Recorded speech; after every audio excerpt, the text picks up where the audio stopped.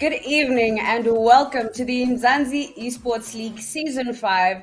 This is PUBG. This is brought to you by Nodwin Gaming Africa and this is the promotion relegation playoffs. I am Pesley and joining me today is Actfire and DK, our lovely casters. How are you guys doing this evening? DK. Well, pretty well. I mean, that was a little bit of awkward silence, but you know what?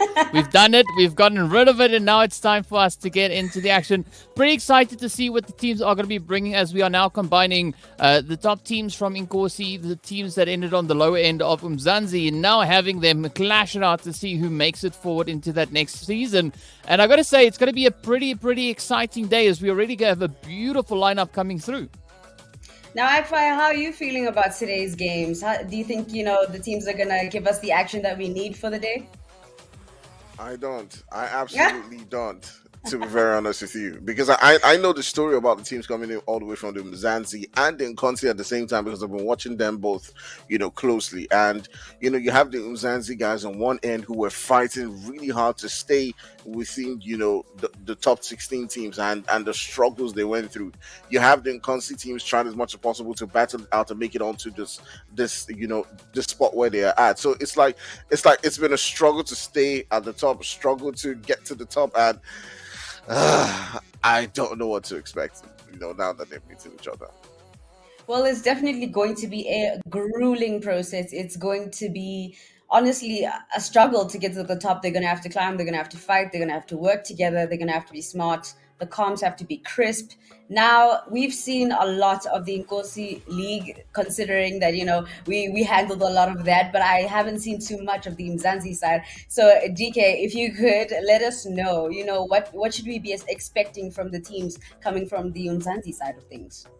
Well, I'm expecting the Umzansi teams really to bring their A game, especially progressing through this weekend, because as we know, they've worked hard to make their way all the way up in towards Umzansi, and of course, they would try to keep those slots moving through in towards the next season. So I'm expecting the teams from Umzansi to be really on the defensive, really trying to kind of hunker down and maybe just try and obliterate any opposition they can find. But I mean, I think the Nkosi teams might have a few tricks up their sleeves. I mean, hopefully they do. If they do have any tricks up their sleeves, let's hope that they have some new strategies. But let's talk about the schedule for today. We will be playing 4 maps today. The first map will be Erangel. Now, we will be seeing Group C and D compete in today's matches. Today's matches will be Erangel first, then Sanhok, then Miramar, and back to Erangel for the final map. Now, Group C and D, of course, consists of the bottom of the Umzansi teams and the bottom of the, bottom of the Nkosi teams as well. Now, moving along, we shall be looking at the teams. Well, these are going to be the squad rosters. Now, we have from Mars, we have Atrox, we have Raptor Esports, we have Sidemen. Now, DK, talk about these teams. Tell me about them. I want to know what to expect from these teams. Now, these are our teams coming through from the Umzansi side. And of course, these were some of the teams that ended up much higher on those overall rankings. The teams that just narrowly missed out on making it through into those finals. So we could expect quite a bit of a contentious play coming through the Group A teams. But as we know, and as you've mentioned before, we're not going to be watching the Group A teams today. Instead, today, we are going to be looking at Group C and D. But looking at the next page right here in Group A, we also then see the players coming through there from Your Killer Is, Fear, Sincerity Esports, as well as the players coming through from Delta Squad. So there's going to be quite a few potential plays to be had here. But, we'll have to wait till tomorrow to see what the Group A teams are going to be bringing out to the battlefield. We definitely will. And I haven't seen some of these teams. So I'm excited as well to get to know some of these teams and, see how they play as well. I'm used to the Nkosi side of things. So, it should be something to witness. Now, let's take a look at the next group. This is Group B. Group B is Horse Esports, Navi Africa, Citizens Esports, and Active Gaming. Of course, I'm used to these teams. These are some of my personal favorite teams. Akbaya, of course, one of your favorite teams this year. Talk about these teams and how do you feel that they might perform tomorrow? Oh my God, my heart is absolutely racing for what we're going to see tomorrow. I'm not really sure if the Inconsi guys on the other side are going to be stepping things up, but I do know that Horsey Sports, Navi, Citizens, and Active Gaming have been absolutely brilliant throughout the entire Inconsi stage, and I do believe that we're going to see some great performances coming in from them now, moving all the way into that qualifying stage. But let's see how it goes. It could be great. It could be the Umzansi guys, stepping things up, but I cannot really predict. I can't be too sure. And we will be moving on to the next page shortly. But I will be saying that, these teams, they're known for fragging. So let's hope that they keep that same energy that they had during Nkosi.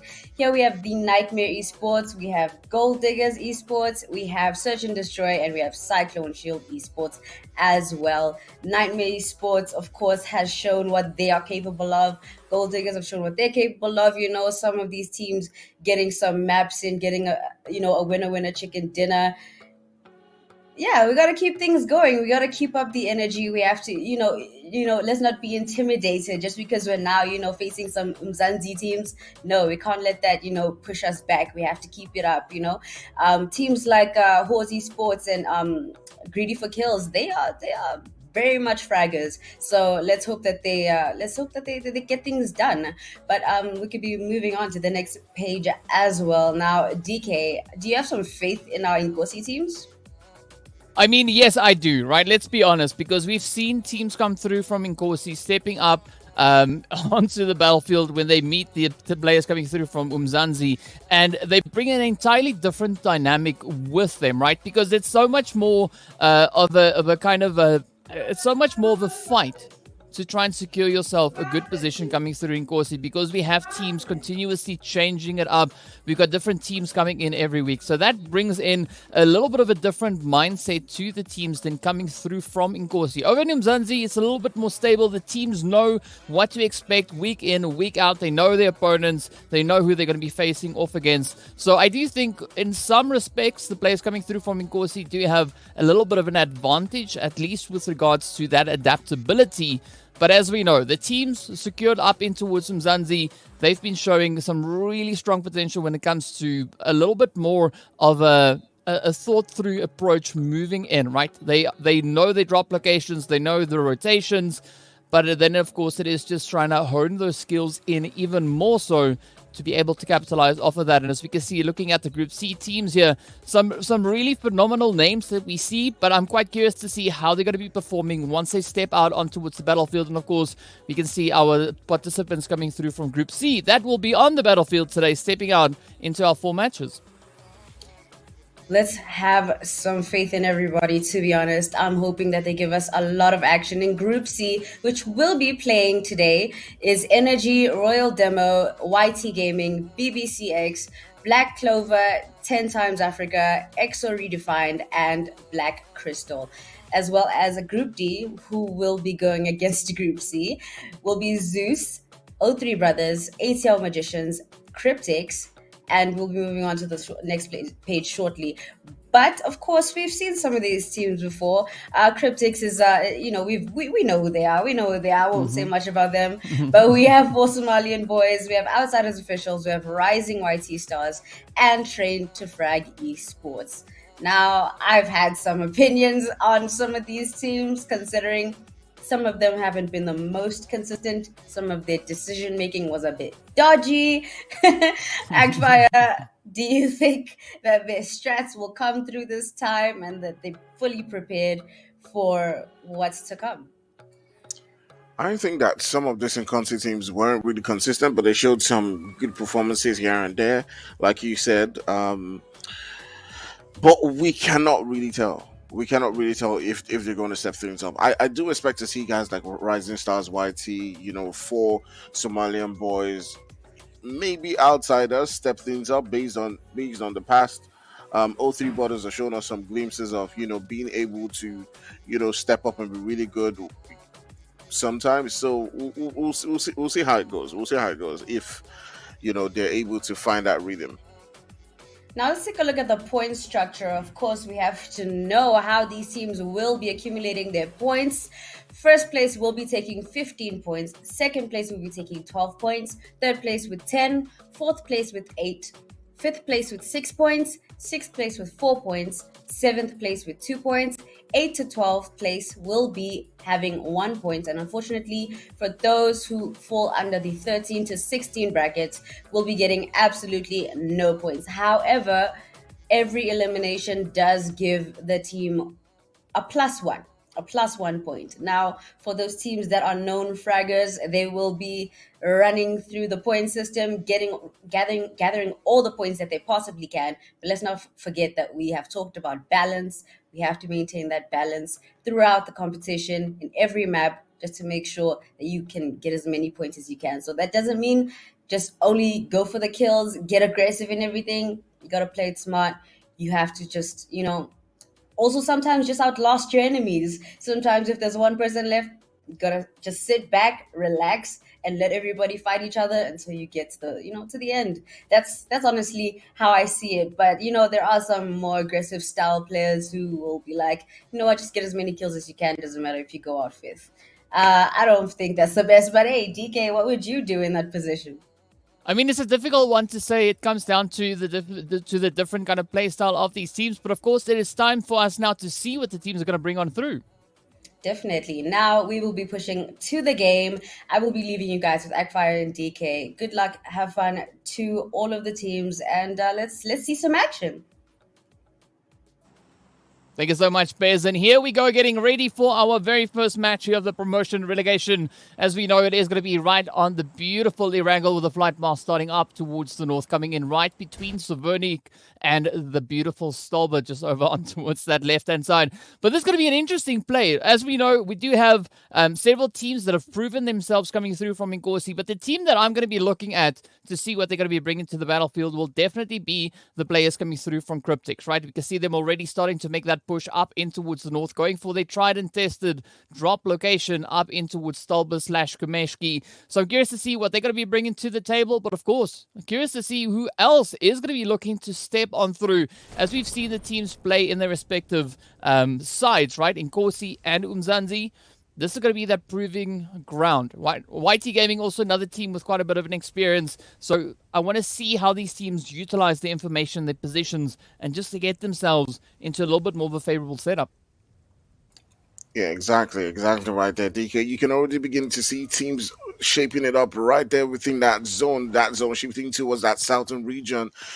Right there in military base, and there are some teams you do have the boys from outsiders and trying to frag already situated within that region in Rosehawk. So we're going to be possibly seeing some action coming down from them. We do have some other players from O3 Brothers not too far away from Georgiapol, right there in between Georgiapol and Rosehawk, right there, about to give us some early action. So we might already begin to see them getting into the fights right there, as we do see the boys from O3 sending out shots right there onto the boys from Zeus, and they've already gotten one kill to themselves. And my goodness, what a way to start the promotion relegation right here within this game. Oh, this looks what?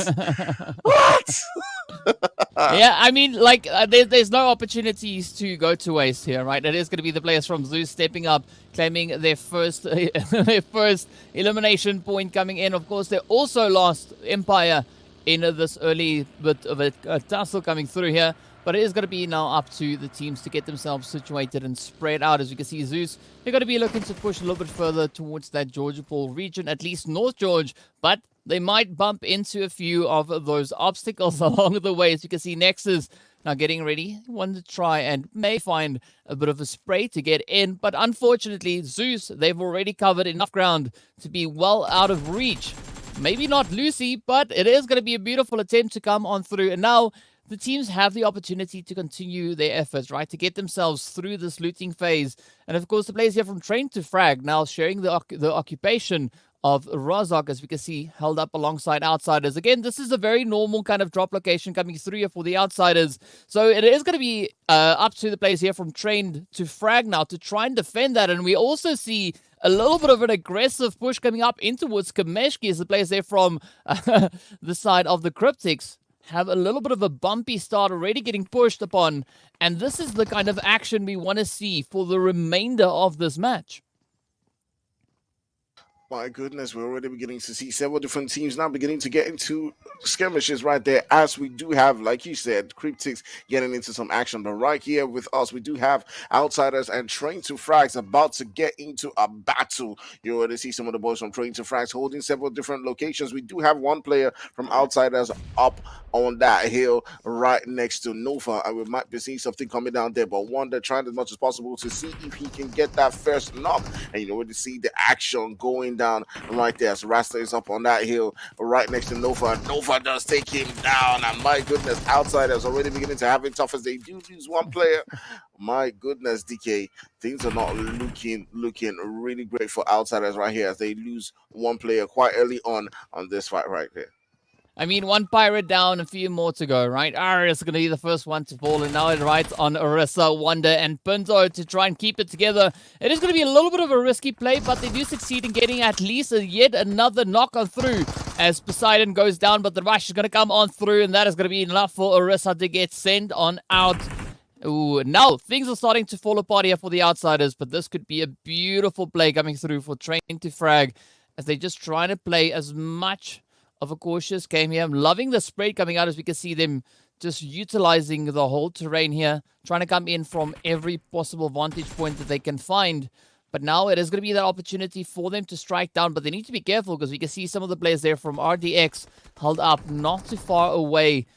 They have to act relatively swiftly, but let's see whether or not Nova and the rest of the team coming through now from Trained will be able to, get it in. No, indeed it is going to be Outsider to keep up the defensive line, and In Your Dreams are going to try and maybe come through with a bit of a push, puts up the shot through the window, but Wonder and Pinto just making it so dang difficult for them to find a good angle. Man, what a tough time for the boys from Outsiders as they were able to try as much as possible to battle it out against Train to Frags. They took down one of the players, but they still got a huge hurdle for them. There's the boys out there who are consistently on their neck, trying as much as possible to third party this one, DK. And it's a very, very tough time for them. You can see Wonder trying as much as possible to get that knock again. And these teams are fighting it out really, really hard. But here's the tough thing for Train to Frags and Outsiders. RDS is sneaking up on them, trying to get the third party. The boys from RDS have taken down Orisha, and Train to Frags has to be really careful how they push this one now. They're on the other side. They cannot cross. Speed cannot cross to provide that support as well as Seto. So these two teams have to worry about that position where RDS is currently situated, except they've rotated away. So yeah, it's a very sticky situation for both clans. Yeah, it's going to be a very tough play, especially now looking there at the players from Train to Frag, as they came in with a numbers advantage, but the Outsiders just able to deal absolute devastation down on towards them. And this is now, of course, turned the tables, right? The Outsiders now have a slight bit of an advantage here. They know the players there from Train to Frag need to rotate either in their direction or find an alternate rotational path to get themselves resituated back in towards the zone. Of course, we do see a few more of those eliminations coming through in the feed, and that is happening right on that Sosnovka Islands. We now jump over to the players here from BBCX as well as Black Crystal. They've been going at each other for a little minute. As we can see, Helena now just going to be trying to hold on to this rock as the rest of the team now looks to advance further forward. Zeno picking up those utilities, sends it out. Will that be the one to lock in the knock? Not just yet, but Frost and the rest of the team from BBCX. Oh, they're going to try and defend it with that. It is going to be a beautiful knock coming in. And now both teams in a very compromised position, but they also have an extra little bit of opposition rolling on through. As we can see the ATL Magicians just sneaking up right there alongside them. But of course, Zeno is going to try and push it on through as Bum Bum Sir quickly drops to their knees, almost getting taken down. Oh, and up comes Lynx with a beautiful third-party hit. What a fight, what a fight, what a fight. Coming in right there as Helena is now the last one for Black Crystal, trying as much as possible to see if she, will I be correct to say she? Will I be correct to assume that Helena is a female name? DK? Sorry? I said, will I be correct to assume that Helena is a female name? I mean, the best is to not assume anything, right? We just say, we've got them over here and they're looking to push.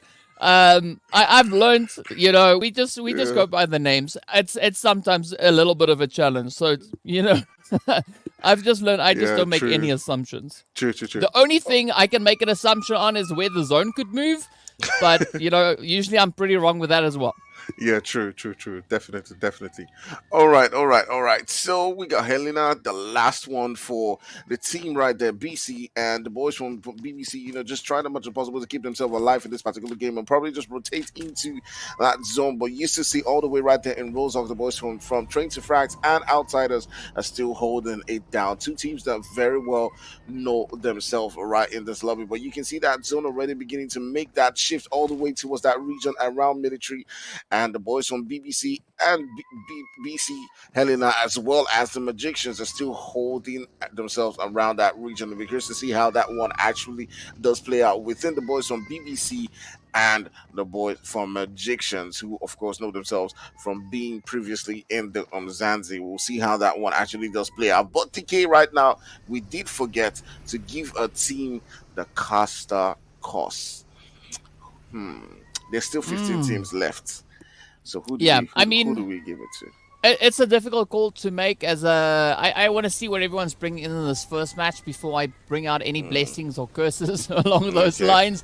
I gotta say, I love this boat though, coming through here from Energy as they now start to make their way down on towards that Sosnovka military island. Meanwhile, the players here from 10X, they've been going toe-to-toe for a little minute now alongside the players coming through from the four, that's the four Somalian boys.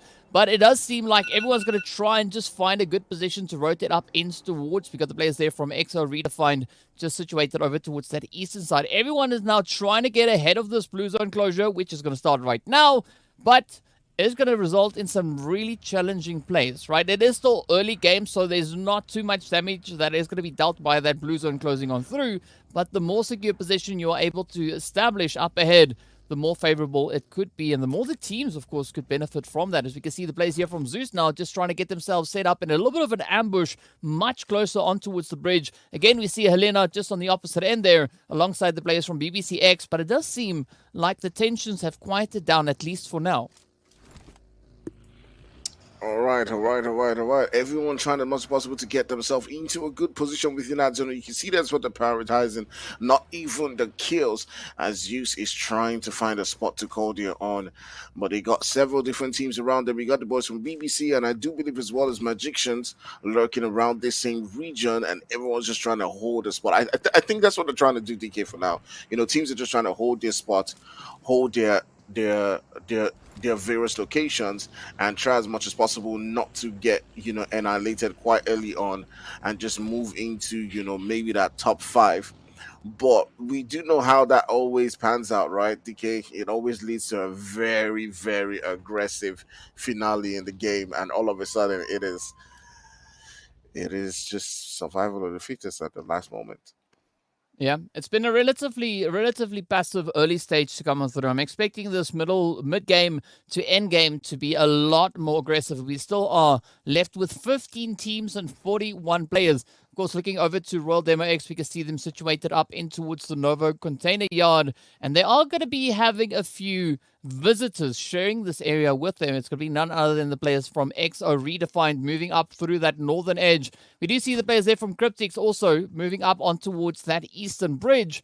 But still a lot of terrain for these players to try and explore as the zone now centers up even more towards the military island itself. Of course, settling towards that eastern bridge. And this is going to opt for all those teams situated towards the west of the island to now start rotating across. And this mass migration that we're going to be seeing is going to result in some absolutely devastating plays for several of these teams. But again, it comes down to first come, first serve with regards to finding a good compound and a good hiding place to take occupation of while they wait to see where everyone's going to try and run in towards. Still a few teams trying to get up out of that blue zone and on towards this military island. So there's going to be a lot of opportunities here. Great stuff right there. We do see some players right there from YT trying to get across, that water, but it's a very tough time for them as one of the players has got drowned. You do see BBC Frost just taking a look at the players from Train to Frag, Seto, and beginning to take on shots right now since we do Seto's HP really low, and at the end of the day, is able to take down Seto, while Seto at the same time was doing some damage of his own onto one of the players from BBC. I do believe that's BBC device. You can see Bombs are trying the much possible to now get closer onto the boys right there from Train to Frag to see if he can get another knock onto Speed. And my goodness, things are now beginning to open up. As you can see, he's gotten that confirmation right there onto Seto, and Speed just heading into that water, trying to just evade that region where this country is currently situated.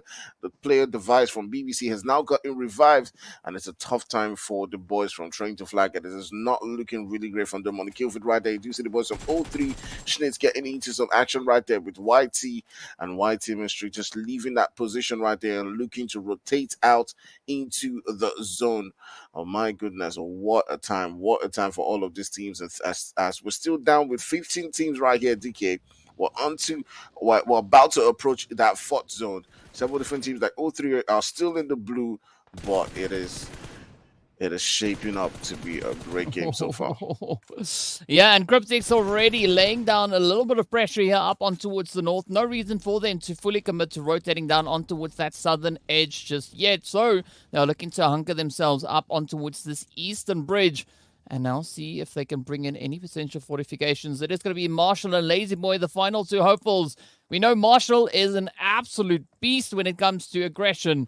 But let's see how far Cryptics are going to look to push their current position. They still are contemplating a potential rotation across that bridge, but it doesn't seem like they want to commit to that just yet. Instead, lingering back a little bit longer, trying to see if they can find any potential eliminations to pick up as that blue zone is going to be making its way on through as we enter the end of our third phase, about to make it up into the fourth. We can see Glizzy now also just on the approach, slowly but surely trying to find a good angle to rotate up in towards, but Marshall's already spotted them out and is now going to be waiting to see whether or not that elimination could be finding its way up to them. Meanwhile, the rest of the teams are going to be starting to make their rotations further in towards the zone, as that blue zone has taken a bit of a shift, centering up even more centralized on towards that military island. And again, it is going to be quite compromising for a lot of these teams, seeing that we've got so limited space to work with. Now, it is going to be the outsiders also stepping up into the mix here, want to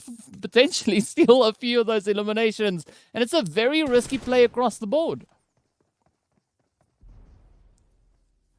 Oh my goodness, Rising YT Stars getting taken out right there, and all three Cole also getting knocked out by the play zone. A couple of these players, getting taken out by the play zone right there. So we do see trying to frag the 14 team to get eliminated in this particular one. You do see Cryptics Marshall just taking a look at several different players across as he just get a knock right there onto the last player for 4 Somalian boys and sends him out of the game. Cryptics putting in the work in this particular game as they still got about 2 players left in this game. Lazy Boy and Marshall looking to perform well for their team and take them all the way into that top 5. They're currently outside the zone, so they got to make a way into it. They got to find a way to rotate. But my goodness, what a game, DK. Even though we still got about 12 teams, 11 teams now with the boys from outsiders getting taken out by the play zone, it still has been, a lot more crazy than the lobby, has said. We've seen action, in every single corner, DK. Yeah, so there's been non-stop action across the board, and now the teams are going to start to come in with the rotations because the Cryptics trying to push across that bridge, but they are going to be halted by the shots being laid down there by the XO Redefined team. So a good little bit of a fortification we see coming in as XO is going to be trying to hold the angle here. We got Sean and Pritish as well as Garesh now just situated on the very edge. Beautiful two-man split coming in across the board. But unfortunately, they're not really able to find the rotations coming through from the players there of Cryptics. Meanwhile, if we look over on towards the western side, it is going to be a heavily congested area for the teams to try and make any substantial gains from. You can see the ATL Magicians now starting to move a little bit more towards that center zone. Still Energy, Black Clover, as well as the Three Brothers and the players from BBCX, all situated over on towards this western edge. And this is going to be quite a challenging region to try and play from. It does seem like the ATL Magicians do have somewhat of an elevated advantage there, but they need to be careful because the other three teams surrounding them could definitely start sneaking up and maybe strike with quite a surprising angle. I think DK, if I'm going to put my money down for who's going to win this game, it's going to be the boys from Magicians or O3. All right, considering that they don't annihilate each other. O3 has just got two players. They've got Schnitz and Nexus, but I still am optimistic that they can do something. But Magicians are looking really strong. They got themselves into a good position. They're one of those teams that I've watched for quite a while, and I do believe that they have the tendency, to hold the central position and build up from that as you continue to rotate into that final zone. And they still got a piece of the zone right there, so you can see they're edging it. Power, execution, and Kelvin as well as Lynx, holding it down within that region right there. All three brothers who I did believe will be able to perform well in this particular game, coming really close to the boys from MGC as well as BBC coming into the mix right now. You do have Frost and Bomb pushing into this region, and it's about to be a really tough time, DK. Yeah, it's going to be a really crazy play, but it is going to be a little bit more of a cautious play coming through from ATL Magicians. As we can see, Kelvin and the rest of the squad just trying to maybe move up a little bit, just trying to get those vehicles back into the safety of the next phase. But BBCX still trying to sneak their way on forward, and I'm loving this edge position that we see them holding for the time being, as it could be quite a favorable play. Bum especially is going to try and maybe distract the players from ATL Magicians while the rest of the team now just starts to tighten their grip. Maybe they could find a beautiful angle, but it does seem like they're going to be opting for a little bit more of a northern rotation. Meanwhile, we do see the players there from Royal Demo X also now getting sent away down to the final 10 teams we are. And of course, the players from Energy now going to be feeling that pressure coming on towards them. But everyone now trying to find a good spot to move up towards. ATL still looking fairly decent moving in from this western side. BBCX also very much reserved. But I'm curious to see what's going to happen and how these plays will unfold as we have the players there from YT Gaming also now starting to advance closer up in towards that zone. Man, crazy stuff. We're now down to 10 teams right there. So you do see Zeus, Lucifer beginning to put in the damage in this particular game. Magicians and the boys from BBC might be getting into the action at any moment right now as they're really in the gatekeeping position right there on Frost. And as much as possible, he might be looking to enter into his vehicle. He is looking to enter his vehicle and rotate right there to where his team is currently situated at. But it's a really tough one for all of these teams as they're trying as much as possible to stay alive within this one. You can see the boys from O3 trying as much as possible to hold things down, popping up some shots right there onto Superior, but not able to put in that damage. But my goodness, what a time. 10x right there, getting some shots onto Zeus. And this is where things now begin to get really dangerous for a lot of these teams, as you do see them really choked up in this particular region, as we're down to 9 teams right here in the 5th zone, moving all the way into that 6th region, and things are about to absolutely explode. The Cryptics boys are still so far away from the boys from Magicians, but they got the sights on them. Right next to them is the boys from O3, but my goodness, DK, things are about to get crazy as that zone is now beginning to collapse. Yep, zone moving down south, and it is going to be ATL Magicians to step up and strike down as the 3 brothers now feel the pressure, but they're ready to welcome them on in. Nexus is going to be the final remaining hopeful for the side of the 3 brothers, but let's see how that will unfold. Meanwhile, it's going to be Cryptics to start their advances, moving further up towards the edge of that zone. We can see Marshall now just falling to the shots coming in, as it is a very contentious push to be making there. Lazy Boy is going to be holding back, but bring in some beautiful range assistance, just layering it up in towards the Vice. And now Bum gets absolutely obliterated, as it is going to be Lazy Boy to succeed in a beautiful range engagement. But Marshall not out of the woods just yet. We still have the ATL Magicians held up alongside them. So I'd be a little bit worried, but it is going to be a little bit more of a contentious play coming through as we look on towards the southern edge of the zone. Right, Energy still trying to vie for position here, but ATL Magicians still stuck on that elevated position. They could be causing quite a bit of a harm, but it's not going to be too much in their favor as Calvin now gets taken out. Buxby is going to be reaching out from behind that rock. Up comes Execution, nearly flinging themselves out of their vehicle, but it's going to be a slow, steady advance now for the ATL Magicians to get themselves situated up in towards the zone. Yeah, exactly. Tough times for a lot of this team. Magicians as well still got a full team right there as they're getting the revive onto Kelvin. Yes, and Link's just trying as much as possible to get his teammate back up. But you also got Exo Redefined, who is sitting down with a full squad. We got about 6 teams right here in this particular spot, and we're about to move into that 7th zone. You can see Bugsy trying as much as possible to get that knock.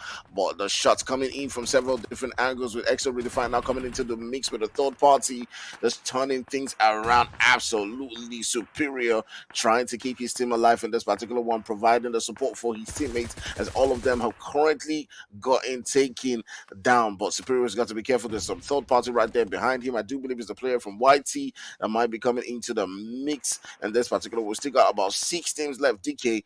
But my goodness, it is getting really tough for a lot of these guys. If Magicians can get that revive, maybe they might look strong going into that final circle. You can see Lynx and Power and the rest of the boys now beginning to push onto this region, and Superior trying as much as possible to live up to his name. But DK, that will be the end of the game right there for the boys from Energy as Magicians do take home that one. Yep, energy being depleted right there, and now it is going to be up to the rest of the lobby to see who's going to be the team to walk away with that winner chicken dinner. XO Redefined still rocking a full squad as we can see them positioned up on towards that northeastern side of the zone. Lazy Boy is taking a very slow and cautious approach, but I can't really blame them as they've now been taken down to a solo with so many teams held up in the area. But as we can see across the way, there's going to be Zilla there coming through for YT. Just also inching their way on forward. Not going to be looking to get themselves exposed unnecessarily. But let's see who will be able to claim the position as Cryptics now get taken on down. XO Redefined losing one of their players as Garesh just got taken in. But of course now Lucy and Logic coming through from Zeus. Going to be trying to wrap around that southern edge of the zone. And this is where the zone shift has actually moved in.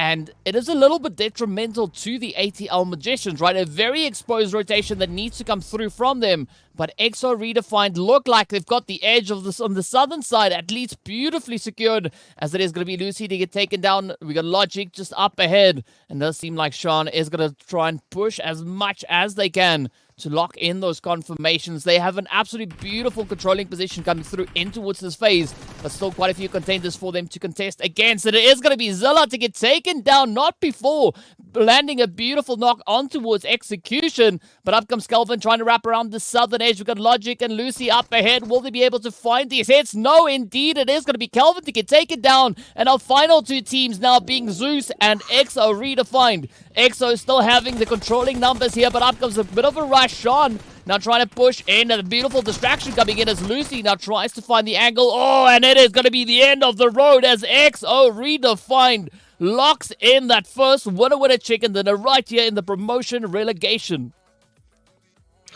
All right, XO Redefined winning that one, taking home 20 points at the end of the day. DK, did you see this coming, DK? No, not at all.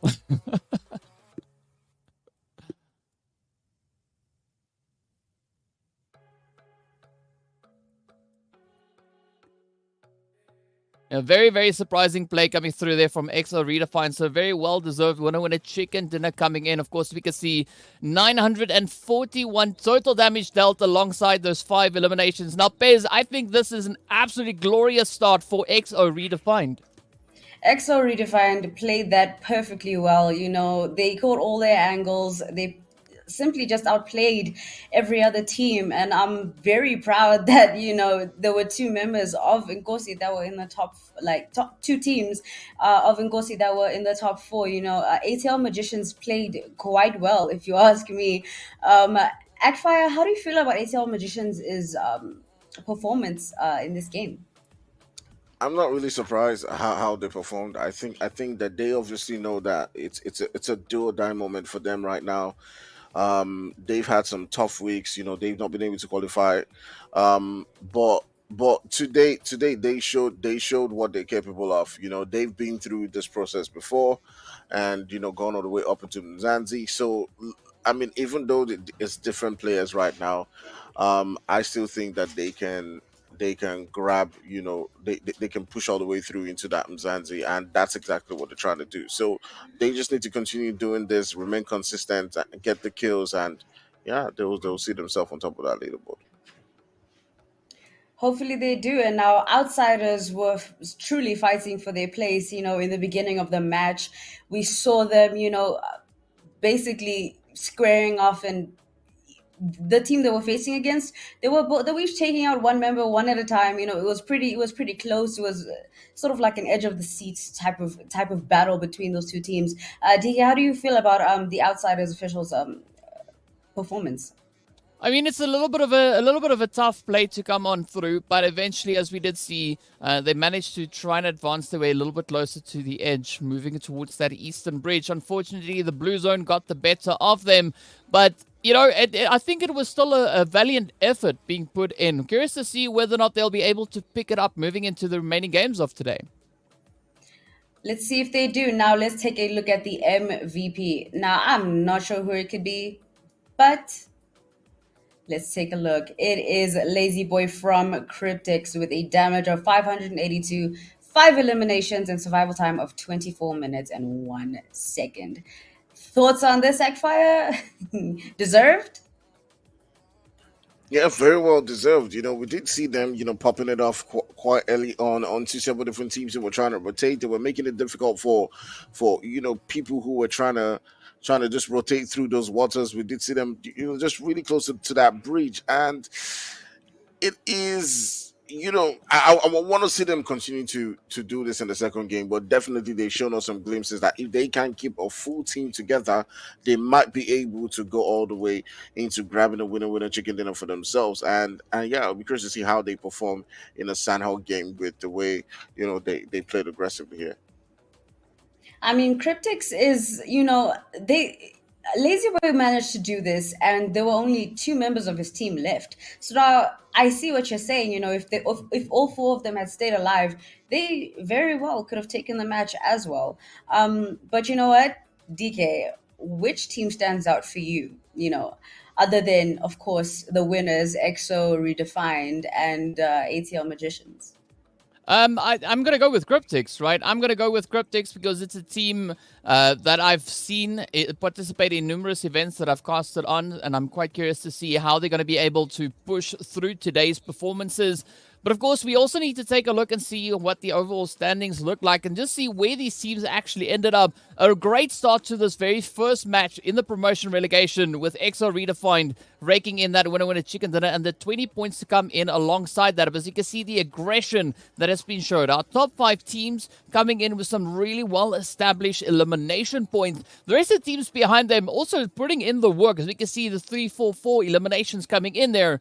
But now they need to translate that into the next match and try and dial that up to 11, 12, whichever number they can choose. I'm not talking about the number of eliminations, though. I'm just saying on the dial.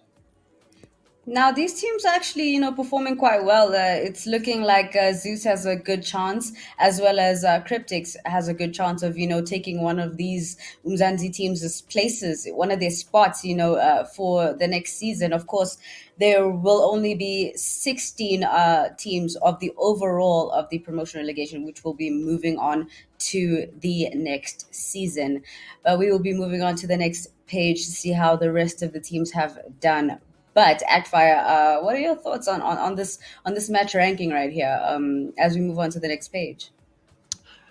Yeah, I mean, it's quite unsurprising because a lot of them were prioritizing getting those placement points. They only started getting into the action while they were getting into those final zones, and we can see that it's evident there with the eliminations quite spread out from top to bottom. I don't think I saw any team getting double. double digit eliminations right there. So yeah, it was a cautious game for a lot of these teams, but I do believe in the next one things are going to be are going to open up a bit more. Cryptics has now seen that they can be aggressive in this particular game, so they're going to try to give it a lot more in this one. Yeah, so we'll see how that one does progress. Train to Frags will want to do a lot more in this particular game, Roy the X and the rest. So we'll see if they can bring in the action that we know that they're capable of in the next game. Now, Sanhok is a map that everybody knows anything can happen on that map. It's very fast paced. Teams do tend to go out quite quickly, quite early.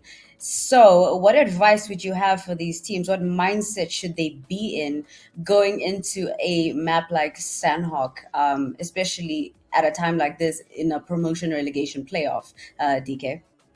Shock and awe, right? That is it. It is promotion relegation. You are literally fighting for your butt, right? You're trying to keep yourself in contention. You want to be the team to make it through to the next season. So there's going to be no opportunity for wasted time or wasted more opportunities, I guess, right? Because you're going to keep the pressure, the tension as high as you can manage it. Now, that could mean that teams should need to be super aggressive, right? But not foolishly aggressive, calculated aggression. They need to jump at every and any opportunities they can find, because by doing that, they'll be able to secure themselves a really good chance of making it through to the next season, making their way up in towards Umzansi. Because if you come through with a little bit more of a passive approach, especially in promotion relegation, I think you can almost guarantee yourself a slot moving back into Inkosi instead of moving forward into Umzansi.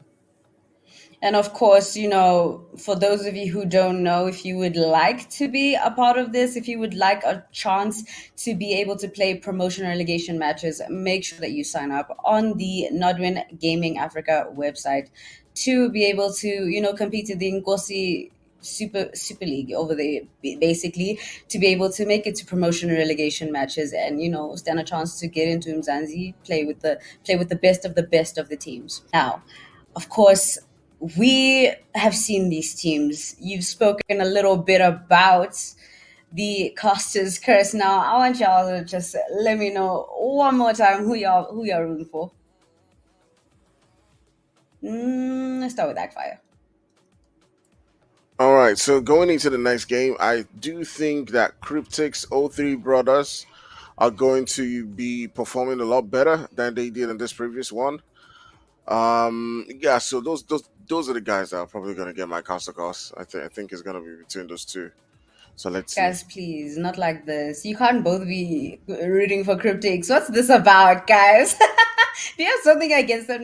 No. Just joking. DK, who you rooting for this time?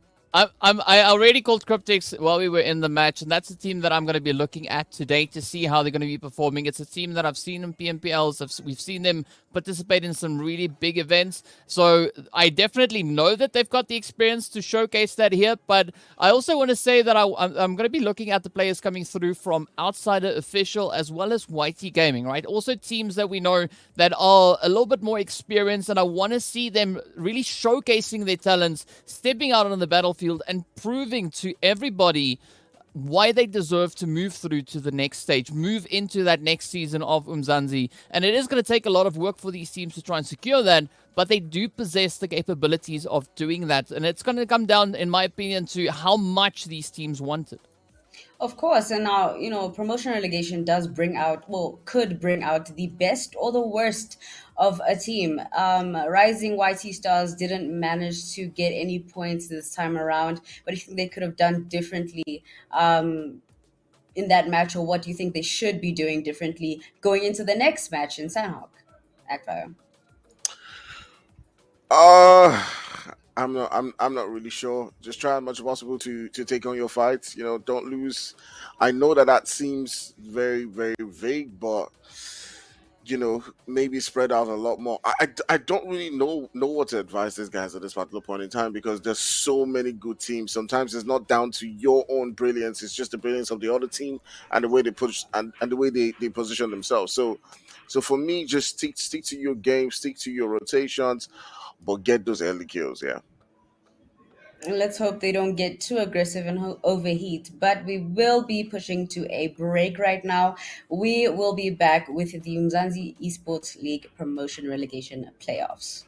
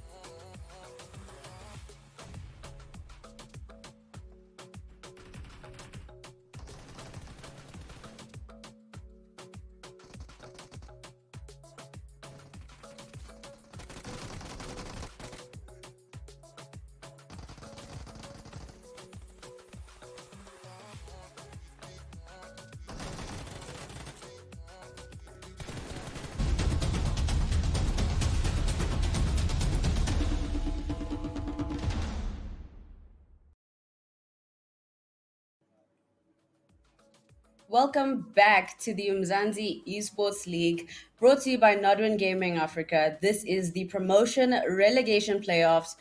Here today, we have just gone through our last match on Erangel. Of course, XO Redefined has taken that map, but we will be waiting to see who takes the second map, if the other teams can, rise up from the ashes and, take that winning winner chicken dinner. I was gonna say the winning spot, but no. Let's keep it at winner chicken dinner.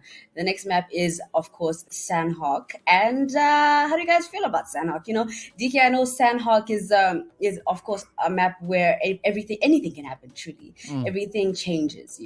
It's a fast map. So how do you feel these teams will perform on that map?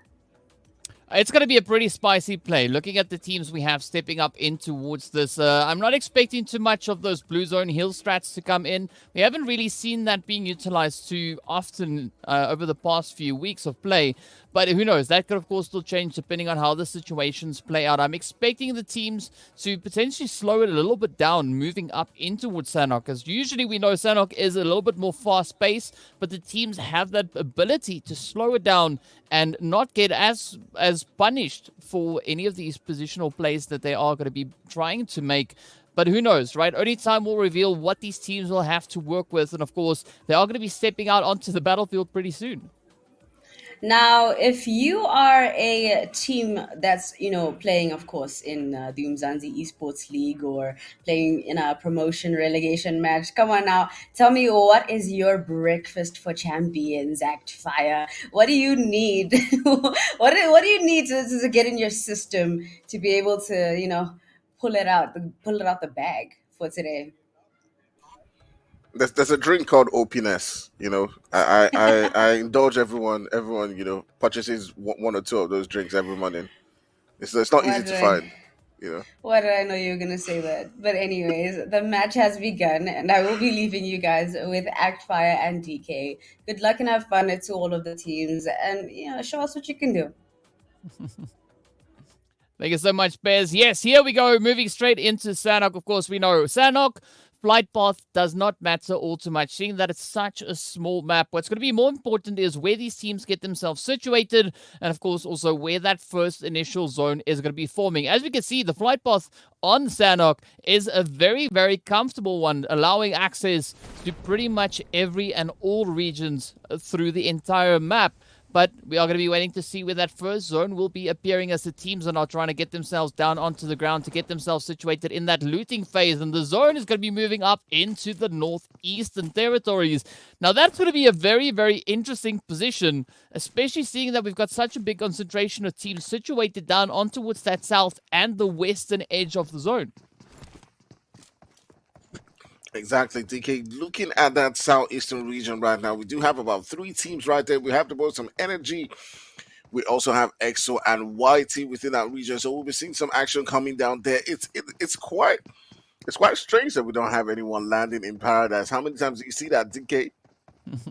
Not too often though, but of course, as you can see, it is going to be a little bit of a different situation moving up into ruins, right? Because three teams dropping in the vicinity there. So it is going to be a little bit of a contentious start. Also looking at Camp Charlie, we've got the ATL Magicians as well as the players from the YT team making their way on in. And that, of course, is going to be the players from the YT Rising Stars team positioned down on towards that southern edge. You can see Habibi and SHM now just trying to rotate a little bit further on towards the west. Macau, also a very contentious place, so several points of contention coming in. But what was quite interesting to note is the early game aggression now being exchanged here between BBCX and the players from Royal Demo X.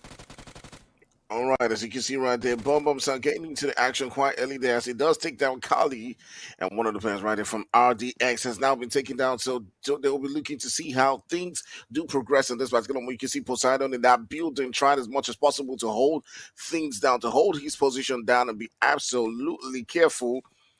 And just try as much as possible to spot one of the players right there from BBC. But DK, my goodness, what a setback for the team RDX right there. They've also got some teams, just lurking around their region right there. But it'll be curious to see how this one does unfold between two teams coming all the way from Umzansi. Yeah, it's going to be a very difficult play to make. And with that, we can see Black Crystal now losing yet another player. It is down to Zeno and Dark, the final two hopefuls. But Zenon is going to be playing a little bit of an information gathering role here, as we can see the glances just being fired across. A lot of trigger discipline being shown here. Not jumping at the opportunity to lay waste to the players there from the four Somalian boys. But the situation just over towards the north here is going to be still a very tough one coming through between BBCX and Royal Demo, as BBCX now start to encircle the players here from RDX, and this could swing both ways. We got Chapo now about to get pushed there by Bum Bum Sir, but this could be a little bit of a switch and bait play as well, as we can see Poseidon now just trying to move on through, but Frost has spotted them, just missed it out on the opportunity. But this could be BBCX's opportunity now to show a little bit more aggression, come rushing forward, and just overpower the players here from Royal Demo X. All right, so Poseidon taking some risk right there. I'm not sure exactly what Poseidon was doing. I did see him just trying as much as possible to move, left and right. Maybe that was a bait. You never really know. But now all the three of them are holding several different positions within those buildings, and it's all down to maybe one nade or two coming down from Bombs or Havoc to try as much as possible to take down one of the players right there from RDX. But my goodness, each and every one of these teams are just waiting for that opportunity. You can see Bombs are just holding down this position, and he's been spotted by Chapo, and Chapo takes him down. DK, and my goodness, I'm not sure if that was really a great idea. But at the end of the day, it was one that he definitely did choose to take. And Chapo just keeps on sending on shots onto, the boys right there from BBC. And he's anxious to get another knock right there. Well, I mean, it is going to be a beautiful play now for them to try and find that extra bit of closure, but a very risky push that could still be had here. Royal Demo X sitting on only two are going to be feeling rather the full force of the BBCX team, who's going to come rushing straight on forward. So a lot of pressure now riding on the shoulders here of Chapo. All right, so Chapo trying as much as possible to hold things down, but Boom Saw coming in with another knock. BBC looking like they're about to clutch this one fully and take out the last player from RTX. It's all down to Neptune to try as much as possible to hold things down for his team, and it will be a very curious time to see how this one does actually play out between these two guys. We've seen 1v4 situations sometimes. We do also see that the third party might be coming in. So let's see how this one does play out. Are we going to have our first 1v4 within this promotion relegation, or will it be the end for RDX in this game? I don't know just yet, but it is going to be a very difficult play to try and make, as we've got four teams held up in towards Cal and Tatmok. But as we look a little bit further down on towards the players here from the outsiders, right, they are a little bit more spread out. Not the best position per se to be holding for the time being, but R is the only player left, and this could be working in favor of the ATL Magicians. Of course, we'll have to keep an eye on that feed to see what will be the outcome. But now, moving back into Woodscow, it is going to be BBCX. But we can see the players there from the four Somalian boys also starting to move in towards that northern position. And this could result in quite a bit of a problematic position, especially now for BBCX, seeing that they are trying to pick up Neptune, but they are having that potential threat of the third-party play coming in as well. And we also have the players from Black Clover situated just south over in that lumberyard. So there's a lot of, there's a lot lying in wait here. So BBCX, they got to find a way to either hunker down or push forward and just defend Cow. Yeah, the boys from BBCX trying to make that decision on what exactly to do in this particular game. We do see the boys from 10X getting into some action right there. And my goodness, DK coming all the way from Umzansi. 10X was one of those clans not able to really show what they were capable of, but we'll be looking for another opportunity to become to be part of the Umzansi again and try to show that they are very capable squad right there. But taking a look at things right now, you do see the boys from four Somalian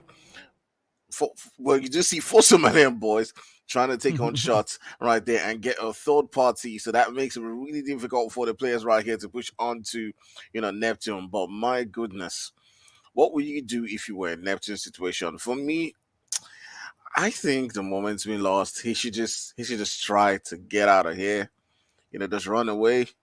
Try and get as much placement points as he can.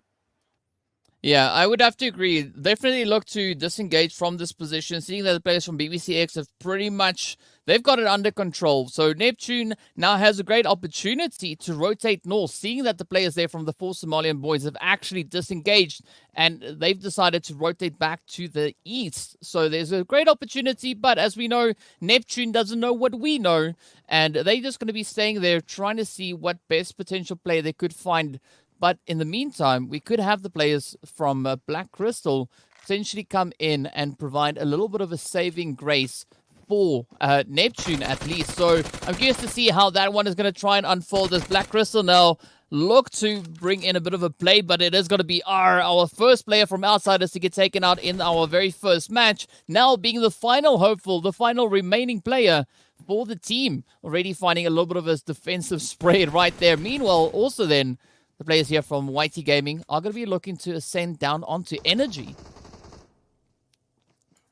All right. Two teams that are looking really, really strong right here in the previous game. Now beginning to get some action right next to them. So we can already see Mastery's body language. He's ready to get those shots right there. Clutch is trying as much as possible to hold things down in those buildings right there. They've lost one player. Lava goes down. Zilla on the other end goes down as well. The two teams are trying to battle it out, and I do believe now the boys from Energy get taken out right there, as the boys from YT just have one player drop down. Absolutely glorious play coming through here for YT Gaming. Those 4 eliminations will really help towards the team morale, as well as, well, their point situation. But as we can see that now, that zone has taken another bit of a swing, moving further on towards the northeastern side.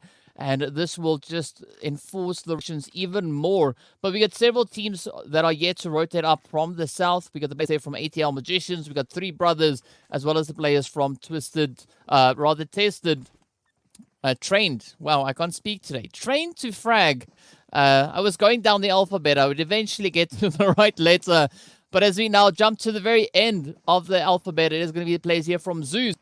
Now looking to bring in their own positional play, moving further up in towards the zone, heading in the direction they of Bun. But they do have the players from the 3 brothers right on their heels. And of course, we do see a quick rotation coming through from YT Gaming. So maybe we could see Zeus and YT Gaming meeting each other along the way. Yeah, definitely. These two teams will give us a spectacle right there. So we've already seen some action coming down from the boys from YT Gaming. We'll be curious to see how they do fare coming up against the boys from Zeus. But my goodness, so many different teams just not afraid to take on the shots, not afraid to get into the battles, and it's a great spectacle that we've seen so far. We've seen action coming down between the boys from BBC and RDX. We've also seen some action right there coming between Energy and the boys from YT. And YT coming out on top in that particular one. We'll be curious to see how this game continues to unfold, as so many different teams will still be looking to get into the action. I do see a lot of fans for the boys from 1 million right there in the chart, just hyping them totally up. We'll see some action coming down between them and several different teams. But if I was to give the caster cost, because we have so many people screaming out 1 million, I think I'm going to give it to them now. Yeah. Yeah, well, 1 million, aka Cryptic, still up in paradise. I mean, Tony, they haven't really moved just yet, but looking at the zone, there's no apparent need for that. Yeah, the contest is still situated that they might come into some action with the boys from BC. You do see Xenon just approaching that region. I'm not sure if they're a 2-man squad or if they're a full squad right there, but we'll be curious to see how that one actually does play out. We should keep some eye on that. That player from RDS is still situated within that region where BC is at. And my goodness, it is still, although we have 14 teams, it's still a tough one. But there goes Neptune, the last player from RDX, as he does get sent out of the game by BC. Yeah, you cursed them on that one. That was a faster curse if I've ever seen one. Just talking about the player, and they get eliminated But now, as we look onto the Woodster players here from Zeus, we can see them starting to expand their position. We do see Lucy now trying to scout things out. The ATL Magicians are still situated down towards the southern edge of the zone itself. But the players from Train to Frag are also now starting to advance and get themselves situated up in towards the zone. Lucy, of course, now has been spotted out. As you can see, Power just trying to wait for that angle. Ooh, no, wait. I don't know if Power actually saw them there. Oh, we definitely do see Lucy right there, a little bit sticking out from behind the tree. And that is one of those situations, unfortunately, it's almost like hide and seek. Doesn't mean because you can't see them that they can't see you, as we can see that now being pretty evident on the screen. But a lot of trigger discipline coming through. And I'm not quite sure why ATL Magicians are not jumping at this opportunity. I think the thing for them is they're trying as much as possible to just be totally cautious. They don't know who they're taking on shots to for now. That's what we saw in the Erangel game, right? Teams are just we're not too trigger happy on just taking out several different teams and just waiting for that absolute right moment. And whether that's good or bad, that's left for a lot of people to sort of analyze.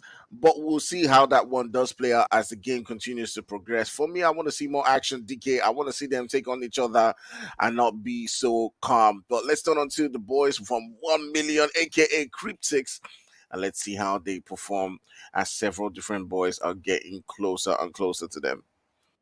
Yeah, well, they're busy doing their due diligence, just checking the surrounding area, making sure that there's no one to see at least. But as we can see, of course, it is going to be the players coming through from Black Clover, or Black Crystal rather, just holding their steady position. We got Xenon and Darken just holding up steadily, not going to be moving too much. Meanwhile, the three brothers are also just rotating up. Up comes the players there from Train to Frag.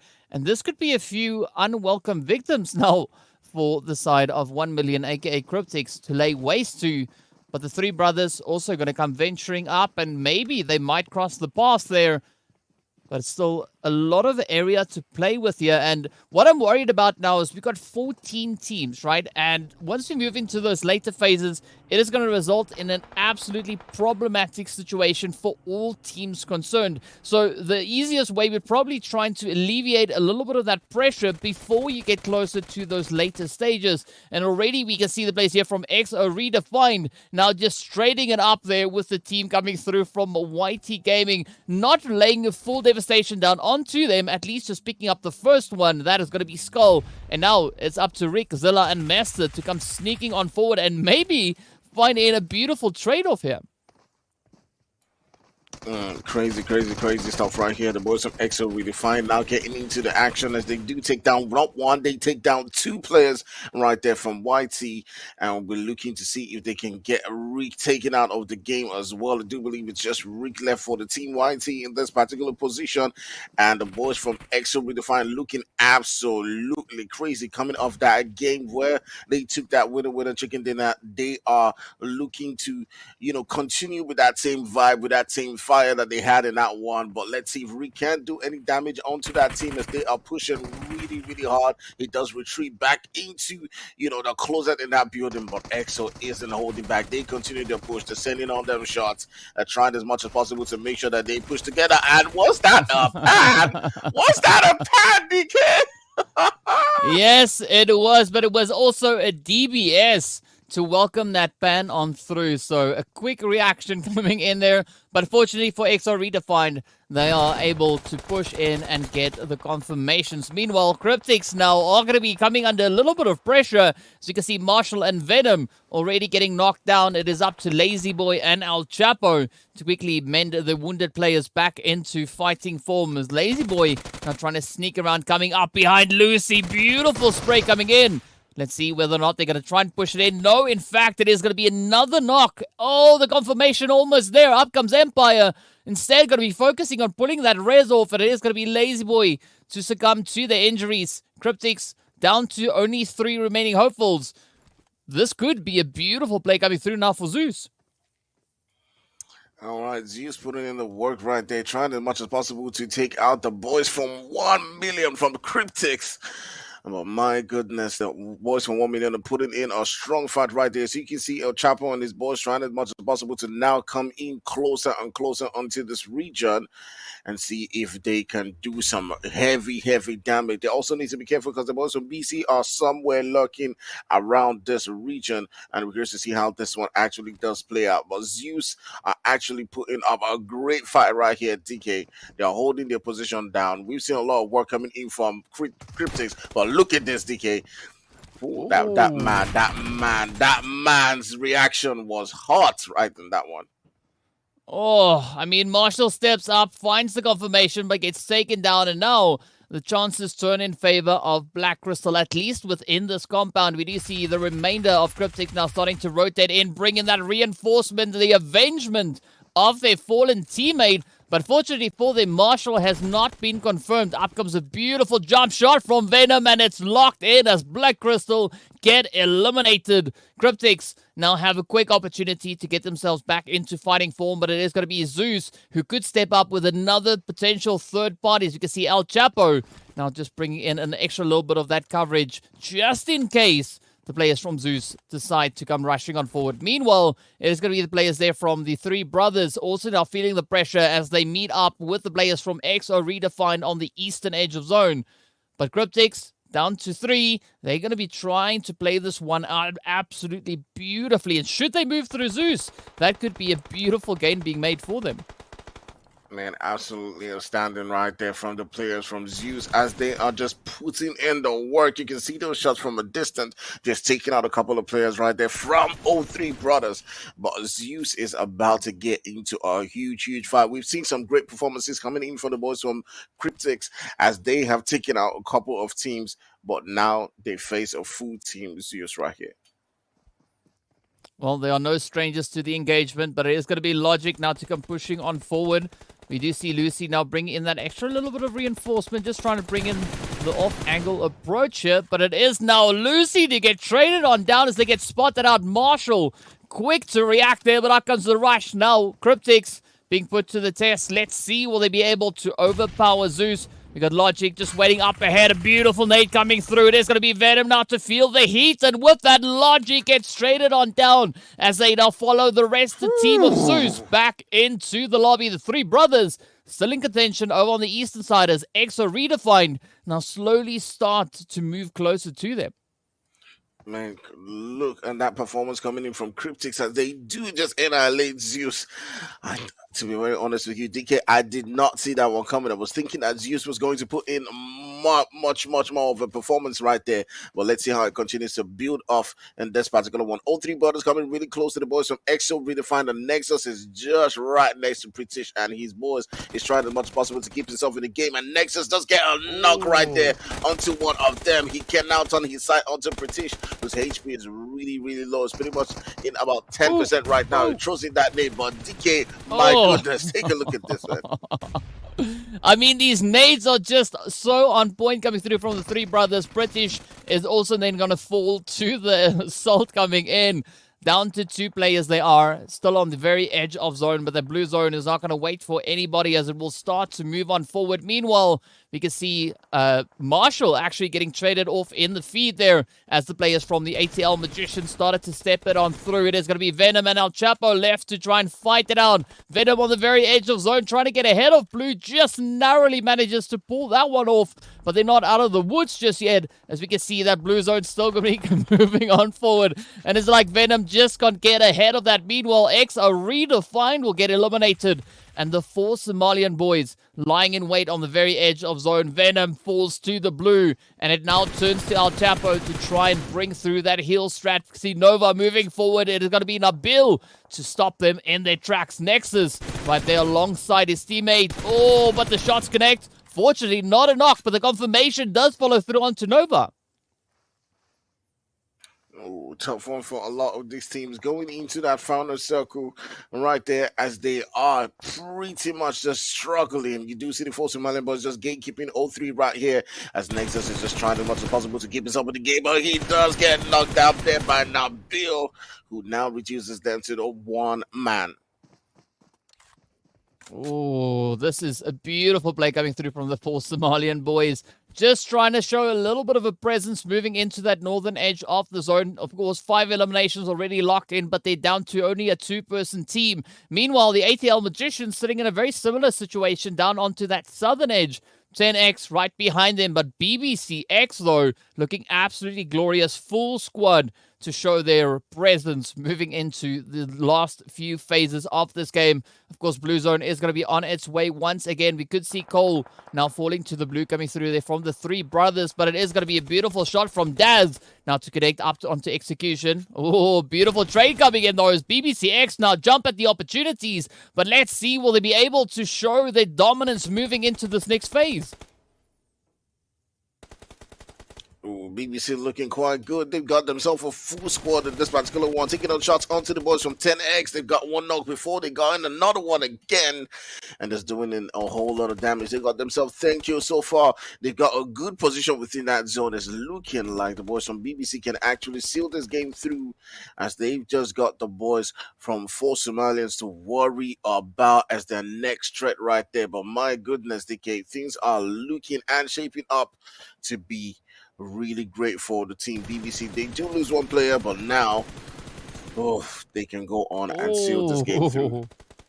Yeah, a relentless spray coming through there from Frost as the ATL Magicians get Control Alt deleted. And now down to our final 5 teams. It is going to be BBCX sitting on 9 eliminations, 3 players strong, looking to see if they can lock in a decent angle. But it is going to be a little bit of a risky rush, right? You can see the 4 Somalian boys situated up on the elevated area there. So Nabil in prison could actually strike on down as Cole now also gets eliminated, and down to the final 4 teams rather we go. We still have El Chapo positioned out in that blue zone trying to pull off the hill strand, but it is going to be a fight for the zone coming in between the 4 Somalian boys and the BBC X team. Of course, we see Bipolar also bringing in that hill strat. 6 more meds to go, trying to secure themselves at least a top 4 finish. But looking at what we have available, it is going to be a very, very tough play across the board. Oh, several different teams just put it on the heel strat right here. You do see El Chapo trying as much as possible to take his team all the way up into that top 3 position. He's got about 12 kills right there. Well, his team has got about 12 kills right there. And right now, within the circle, we do have just 2 teams. Right here, we do have the boys from 4 Somalians and as well as BBC. And regardless of them just holding the 2-man squad, I do believe that they might have the advantage in this particular one, as they've got themselves on the zone. They've got that heel advantage, and the boys from BBC have got to find a way to get into a good spot right there. And my goodness, so what an opportunity right here for both of these teams to claim that winner chicken dinner. DK, based on the terrain so far, who do you think is going to carry this one between these 2 teams? I mean, BBCX, they do have the numbers advantage, but they don't necessarily have the positional advantage. We can see Bum Bum now getting knocked on down. It is up to Havoc and Frost. But the blue zone is going to start moving in within the next few seconds. So whichever team falls next, it could either be the players from Cryptics, as we can see El Chapo now is down to only 4 meds. We'll scratch that, make it 3, 5. There we go, finds a quick extra one. But now comes the rush. The nades getting sent into zone. Havoc getting traded as well. Blue zone hot on their heels. Is going to start to close on forward, and Bum Bum's health looking absolutely detrimental, about to go down. Off goes Bum Bum, getting knocked out right on the very edge there, of course. It is now reliant on Frost. Oh, it is locked in. It is going to be the players from the 4 Somalian boys to secure themselves that pole position. But, of course, El Chapo still alive. Is going to be trying to rock it out. And with that, they secure themselves at least a 2nd place finish. My goodness. For me, what I'll say is lovely performance coming down for the boys from 4 Somalians, but also take a look at that boy El Chapo and his team. That's stuff for champions, getting 12 eliminations and using the heel strats to gather that 2nd spot. Lovely stuff. Yeah, absolutely glorious performance coming in. And, of course, well done to the 4 Somalian boys for securing themselves that winner chicken dinner with the 9 eliminations, putting them on a grand total of 24 points. So a really contentious performance coming in, but, you know, there's still a few more games to go.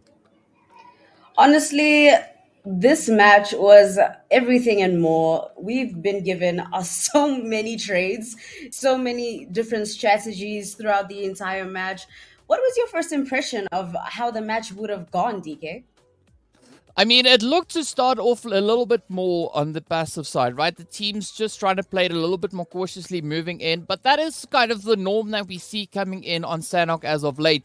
As we progress into those later stages, the aggression just went through the roof as the teams really tried to capitalize on every and each opportunity they could find themselves in. I mean, looking at the damage and the elimination distribution, the four Somalian boys already raking in those 9. We did see the players from Cryptics walking away with 12. They also BBC finishing on 9. And then, several teams just popping off. ATL Magicians also coming in with a very impressive amount of eliminations. Four Somalian boys really pulled it out of the bag. They had, of course, the advantage of being, having the higher ground. And BBC, they did everything they could. BBC had been fighting ever since they dropped, if I'm mistaken, but like I'm pretty sure they've been fighting the entire time, and the fact that they made it to the very end shows like every other team that they're actually like really big contenders and that they are like a team to watch. Like I would be very weary of BBC if I was one of the teams playing. Actually, what do you think of BBC's performance this time around? I think that they are a very well-known clan. I'm surprised to, see them in this position where they're fighting in promotion relegation, but sometimes that happens. So the performance is of no surprise. I don't believe is of any surprise to anyone who's watching or who has known BBC, over the years. So they're a very good clan. They're very composed, and like I said again, not surprised. No. Now, ATL Magicians played it very passively. It didn't seem to work out in their favor. DK, why do you think they might have played passively? I mean, it is a somewhat of an intimidating lobby to go up against. So while we take a look at our MVP, ATL Magicians still stepping up. They finished in 6th place, and with that, they brought in an impressive amount of eliminations as well. But of course, what's also pretty impressive is going to be the number of eliminations being brought in by Venom, our MVP from Cryptics. And in fact, the number of eliminations brought in here by Venom is the exact same as what the ATL Magicians brought in as an entire team. Wow, Venom from Cryptics, congratulations, with a damage of 728, 7 eliminations, and survival time of 21 minutes and 13 seconds. You know what? Even if Cryptics didn't win the map, they're just winning in general, because how are they capable of delivering all these eliminations, the damage? They're the ones actually just carrying the entire competition in terms of entertainment, because they're really giving us a show. They're bringing the action. They're showing everyone, hey, we may not win, but fear us because we are still Cryptics, or rather 1 million, to be honest. At Fire, what do you think about this performance by honestly every member of Cryptics? I think that whoever knows Cryptics or 1 million knows that they are coming here to just annihilate the lobby, and they did that when they met several different teams. I was just like, what am I watching? It's like watching a very top tier team, which is what they are. If you look at the performances in other competitions like the NPL, so I'm not surprised to see this going down. I'm not surprised to see the amount of the eliminations that they got. But kudos to all the other teams who are even still putting up a good fight against them. Definitely kudos to all the other teams. We have Cryptics at number 1 with a total of 24 points, actually rather tied with four Somalian boys with a total of 24 points.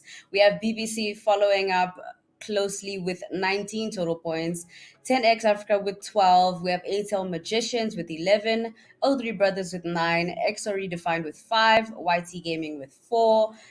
And this is just for this match. So I want to see how everybody placed overall, which we will be checking out afterwards. But we'll be moving on to the next page to see how the rest of the teams did. Now, DK, considering that we know what all of these teams are capable of. Four Somalian boys obviously won, got the winner chicken dinner, but Cryptics does not care, because here they are tied up with four Somalian boys, and we don't have a choice but to stand, honestly. So, what do you feel about all these points, like how everybody placed on this map?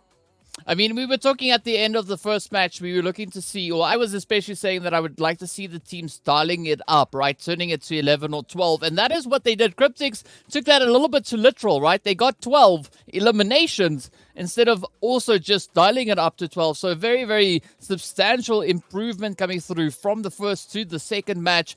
But that is kind of to be expected. And I'm hoping to see the kind of progression of that moving forward once we get over in towards Miramar itself as well. Of course, and now they are a very well balanced team. So I honestly only expect great things.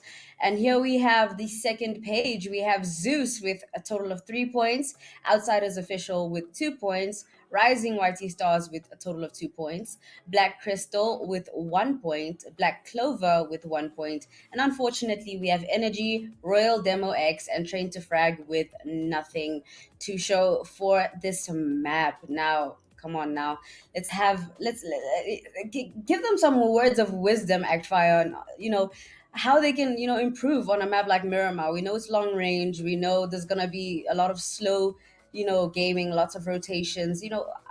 What do they need to bring to be able to stand a chance at making it to the finals? I mean, there are some boys here who I thought would have performed a lot better with the way they were shaping up as the game was progressing, like especially Zeus, even outsiders. But sometimes, they just come across several different teams who are currently just in their A game and they get annihilated right there. So for me, I'll just say, you got to step things up. Whatever you're doing right now currently is not working. You just got to turn things around, especially boys like Energy, guys like Outsiders, guys like Zeus, who have shown glimpses of brilliant performances. They just need to now remain consistent, stay compact, stay together. I think Outsiders, they were sort of like spaced out in that last game, as DK mentioned during the game, and that probably is what affected them. Now, here we can see the overall rankings. Of course, Cryptics is taking the lead. They don't need to get the winner chicken. They just need to frag and get those placement points with a total of 37 points, followed by Full Somalian Boys with 27 points. ATL Magicians close by with 26. EXO Redefined with 25, tied with BBC with 25 as well. Zeus has 20 points, YT Gaming has 17 points, and 10X Africa has 15 points. Now, obviously, we can tell that these heal strats have been working in their favor, because even though they didn't get the winner chicken dinner, that last member of Cryptics, I'm pretty sure he was using a heal strat, if I'm mistaken. But I do know that 10X Africa, that one last member, was using a heal strat as well. And here they are in 8th place. So, kudos to them, doing what they need to do to get the team across the finish line. Here on the second page, we have O3 Brothers with a total of 12 points. We have Energy and Outsiders Official with a total of 7 points. We have Black Crystal with 3 points, Rising YZ Stars with 2 points, Royal Demo with 2 points as well, Black Clover and Train to Frag Esports with 1 point. Now, DK, tell us your thoughts. We want to know how you are feeling, what is going through your mind about all of these teams and how they are placed after the second match. It's not surprising to see the team's performances coming through so far. We can see, looking at that first page, the team's really stepping up. You can see the eagerness being brought through as the teams are really wanting to finish off on quite a substantial finish after this first day of play. As we know, it is going to be that opportunity for teams to make it through into that next season, and that's kind of currently what is at stake here. So the first page teams really showing up quite exceptionally strong in these first two games, but if the team sitting on the second page want to kind of try and meet them with that level of aggression that they're showing and the overall performance, it is going to take a little bit of work to try and lock that in, but it's not outside the realm of possibility. So the teams on the second page really need to show us how much they want to secure their slot moving into the next season of Umzansi. Because, I mean, first page, you can see that being super, super evident. And of course, the players coming through there from Cryptics, they are just popping off like it's nobody's business. Cryptics is sort of playing, they almost seem a bit calm. They almost seem like they're not even bothered. They almost seem like they're not trying. Not to toot their own, horn, but it does seem like they're not trying.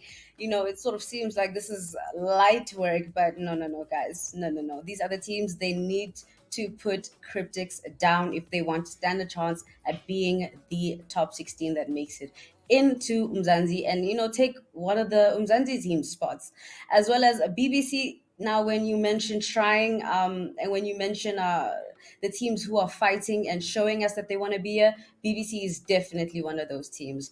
Agfire, who else do you feel is truly fighting for their spot? To be here in terms of how they are, playing in these maps. I think guys like ATL Magicians. I also think that we saw some good performances right there from O3 Brothers. O3 Brothers are. I mean, they don't have a lot of points, but they've been showing those tiny sort of like performances here and there. So we'll see how they do in the next few games. Definitely, we'll have to see how they do in the next few games.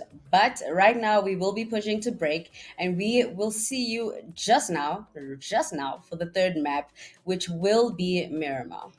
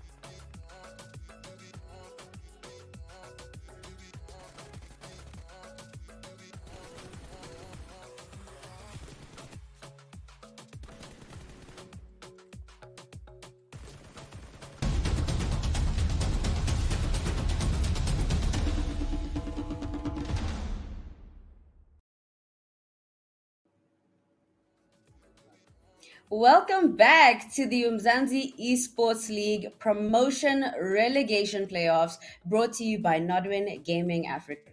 We have just finished the Sanhok map where, of course, For Somalian Boys has taken that map, followed closely by, some great teams such as BBC and them. But honestly, Cryptics did take the overall win. To be honest, it's obviously been said time and time again how good they are. But guys, I'm gonna need you guys to switch it up now because your Costas curse is not working.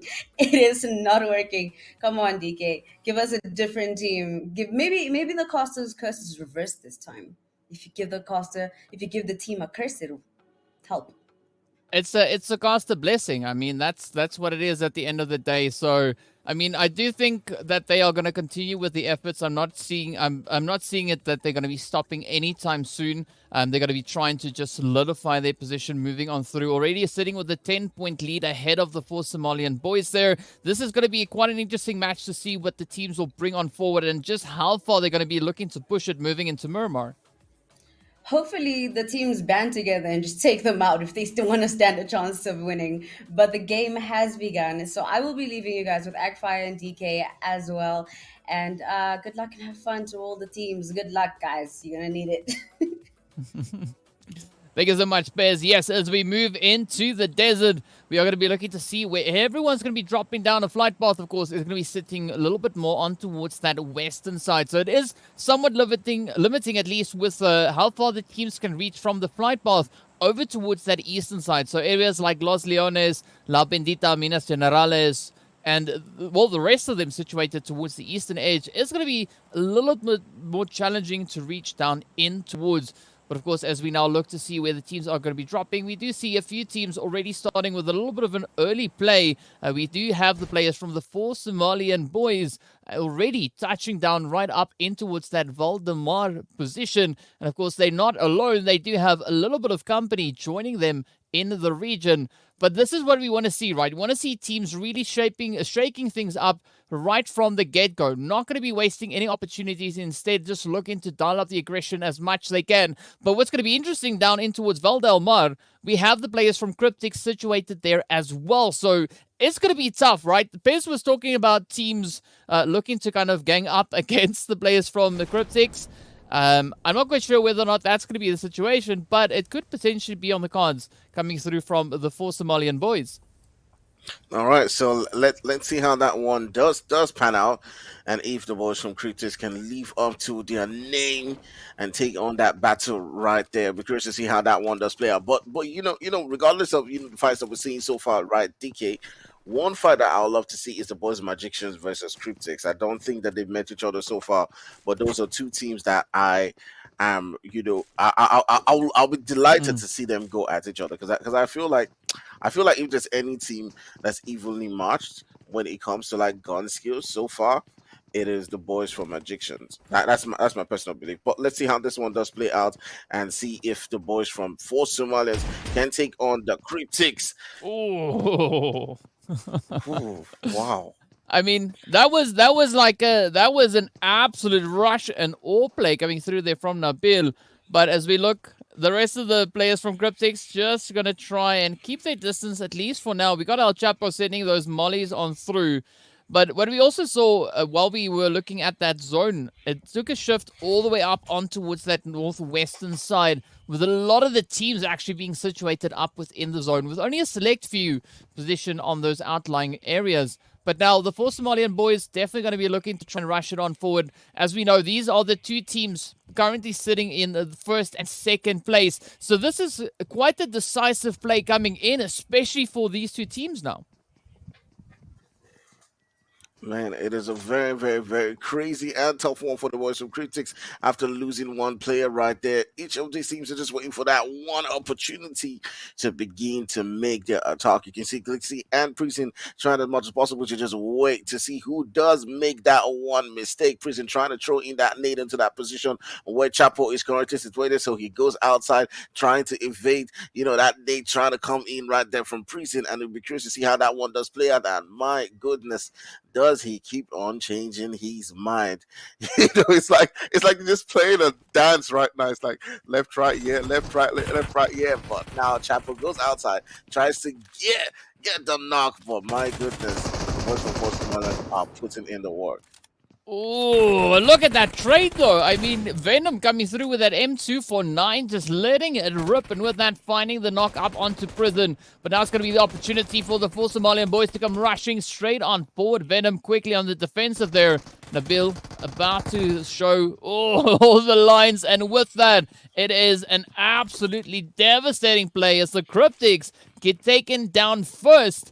And the players from the 4 Somalian boys walk away with those 4 elimination points already secured to their name. Oh, the 4 Somalian boys putting in the work right there and doing the damage onto one of the teams that we were talking about before the game started as being the most dangerous team so far within the lobby. So definitely, if you're looking to go on to win the game, you will be thinking about taking on those big boys. And lovely, lovely gameplay coming in from Prison and his boys, who can now continue the game knowing that they have taken out the big bosses, DK. I mean, what do you think that does for your morale, DK? Like going into a game like this and being like, yeah, I took out Cryptics. I mean, I'm pretty sure the team feels absolutely phenomenal right about now. But that also brings in a little bit of a breathing room for the rest of the lobby, right? They don't have to worry that the team that they are seeing up ahead could potentially be the Cryptics. So I'm expecting some of the teams now to try and utilize this opportunity to try and advance themselves up that leaderboard. But looking at the kind of spread we have going through the zone at the moment, it's still a very kind of a segregated approach coming through, right? Not that the teams going through the looting phase, everybody trying to get themselves established with loot at least. But we do see a few teams potentially, well, actually one team trying to kind of shake things up a little bit, right? That is going to be the players coming through from the side of the Rising White Teeth Stars. So you can see them just up ahead. They, of course, now moving much closer to the players here from Black Clover. And this is all happening up in towards Oasis. So this is definitely a region that we don't see really garnering a lot of attention, as the zone doesn't necessarily usually move up in this direction. All right, Habibi Whitey and his boys trying to get closer to Black Clover Vibe. And he's just trying to retreat away from that position right there. iShot and Vibe trying to get out of that spot because they don't want to get taken down. They're trying as much as possible to put in the performances in this particular game and get themselves higher up on that leaderboard. So you can see them just putting on that JP mode, that Jackpot mode. It basically means just run away from that situation where you could get taken down. We might also see some action coming down between the boys from O3 and Zeus as they're all the way right there south of that map, right there in Los Lomas. And please, my pronunciation of that is terrible, DK. Help me out. It's okay. I got you. But looking at the positions that we have available, Los Leones is going to be an interesting play. There's, of course, still quite a lot of space left here. And it is going to be the players from Three Brothers now to start their disengagement, rotating further up towards the zone. Meanwhile, up north, we can see the players here from Black Crystal, positioned just south of Energy, who we have just ahead. But again, not a super aggressive play coming through, right? It does seem much closer on the map, but that's where you need that thing appearing on screen. Like, objects are much further away than they appear, because this is Miramar. It's quite a vast map, so there's going to be a lot of opportunities and positions for these teams to try and play around. But looking up in towards that San Martin, Hacienda del Patron region, we can see the players here from Royal Demo X. Energy, of course, going to be moving a little bit closer on towards Hacienda del Patron. And the players from 10X actually just up on the hillside, just towards the south here. So that could be quite a beautiful vantage point actually now for 10X to try and utilize. As we can see them now just trying to move on in. They are, of course, just over towards the west from where we currently are. But that could be a really good position for them to take up, especially seeing that it's got so much of an elevated position to try and play from. All right, DK, our tradition. Who have we given our Costa Cost to? I said BBC X. Okay, you said BBC. All right, so for me, it's going to be Magicians. Let's see if they can survive the cast course and turn it into a blessing in this particular game as we continue to progress. I want to see them perform. I wanted to see some action going down between them and the boys from Cryptics, but maybe we can't see that in this game. So maybe we're going to have that in the last game right there. We do see one of the players right there from Rising Whitey Stars. I'm not sure how to pronounce that, so I'll just say Shim, trying to get the vehicle right there and move all the way out of this particular position, not too far away from the boys from BC. And I do believe that iShot's going to be sending on those shots onto his position. Almost takes it down, DK, and that's so close. Can he get that knock? Oh, he just managed to evade the shots. Yeah, but a good effort being put in here by one shot. Of course, several shots are getting sent across. It does seem to be a little bit more like warning shots instead of actually trying to make that vehicle go pop. But, you know, that could also be a beautiful trade-off should that vehicle decide to explode along the way. I would, of course, you know, not say no to that, but it is going to be one shot now looking to follow through on their efforts. Instead, going to be pushing a little bit closer, but they do have that reinforcement of the team going through. As we can see Atlas already now just starting to lurk around, looking for any potential openings to find. But it is a very difficult area to play in, right? It is so vast and so many different positions in which a player could actually use to try and just get themselves hidden. But who knows? This could change up severely as we do have the players there from 10X also now starting to venture up in towards the more northern edge of that zone. So several opportunities could be making their way on through, but for now, Black Clover going to be taking a little bit of a cautious play here. All right, so moving into that third zone, we still got about 15 teams in this particular lobby. Things are looking quite great for a lot of these teams. They got a lot of space to rotate into the zone 4 now, but as things get closer, they're going to start to begin to choke out and get more compressed. So they've got to start to rotate in right about now. We are going to be looking onto several different teams. You know, for now, DK has said it is the boys BBC who are getting his Costa course. We've not seen some action from them yet. Mine is the boys from Magician, so we're going to keep an eye on them. Well, guys, right there on the chart, do let us know what teams that you're supporting and who you think is going to be showing in some great performances and right here in this game as we tune on to the boys from Rising Stars who are just rotating quite dangerously, DK, around several different teams, around Exo Redefined and Energy. It is a little bit of a risky play, but fortunately they do still have quite a lot of those ridge lines to utilize and make their grand escape. Meanwhile, it is going to be the players here from the three brothers now looking to come toe-to-toe with the Black Crystals. We can see a little bit of a positional play coming in here. Is already the first player to get traded on through as Cole steps up, gets that confirmation dialed in. And now this could be the chance for the three brothers to push their position as much as they can. It is going to be Cole to send that molly on through. But I'm liking this little bit more of a calculated approach coming through from them, right? It's not going to be a full-on send. Instead, they're going to try and play their opportunities here and trying to just leverage it as best they can possibly manage. Oh, the all three brothers putting in the work right there as Cole and Cole are trying as much as possible to inch by inch get those knocks onto the players from Black Crystal. And you can see Black Crystal is holding several different spots up on that hill, and Nova is trying to go and take on Helena up on that mountain right there. You can now see Dark 888 trying as much as possible to provide the defense in this particular position. The nade coming into that region and boom goes down right there, and the boys from O3 Brothers are able to put in the damage, sending Black Crystal to just one player, and that's Helena, who has now done a little bit of damage onto Nova right there. O3 down to 3 players while Helena is still up in this one. Are we going to see a 1v3 in this situation? Let's see how it does play out between them. Yeah, well, the three brothers really looking absolutely phenomenal right here. Now they're going to try and close it on up. Beautiful defense of that region coming in. Up comes Helena. Oh, and it is going to be Nexus to land the hits. And with that, it is going to be Black Crystal to be eliminated. Down to 14 teams we go. The zone, of course, taking a bit of a swing down towards that more southern edge of the playable area. But the teams now looking to get themselves repositioned. The players there from Whitey Gaming already moving into that southern edge. But of course, the engagements will continue.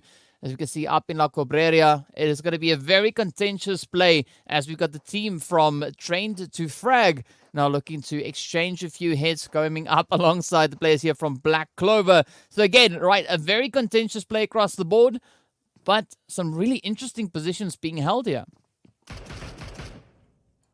All right, so these are two guys that I was looking forward to see, Train to Frag and the boys from Black Clover getting into the action right there. Black Clover is one of those teams who I do think can make the way up on that leaderboard, can continue to show us some crazy mad vibes. But Train to Frag are also a very dynamic team as well, as Seto and the rest are trying as much as possible to hold that angle. I do believe they have a player who is in the vehicle, might be looking to get a flank position onto the boys from BC. So we'll see how that one does pan out, as Nova is currently on the move right now, DK.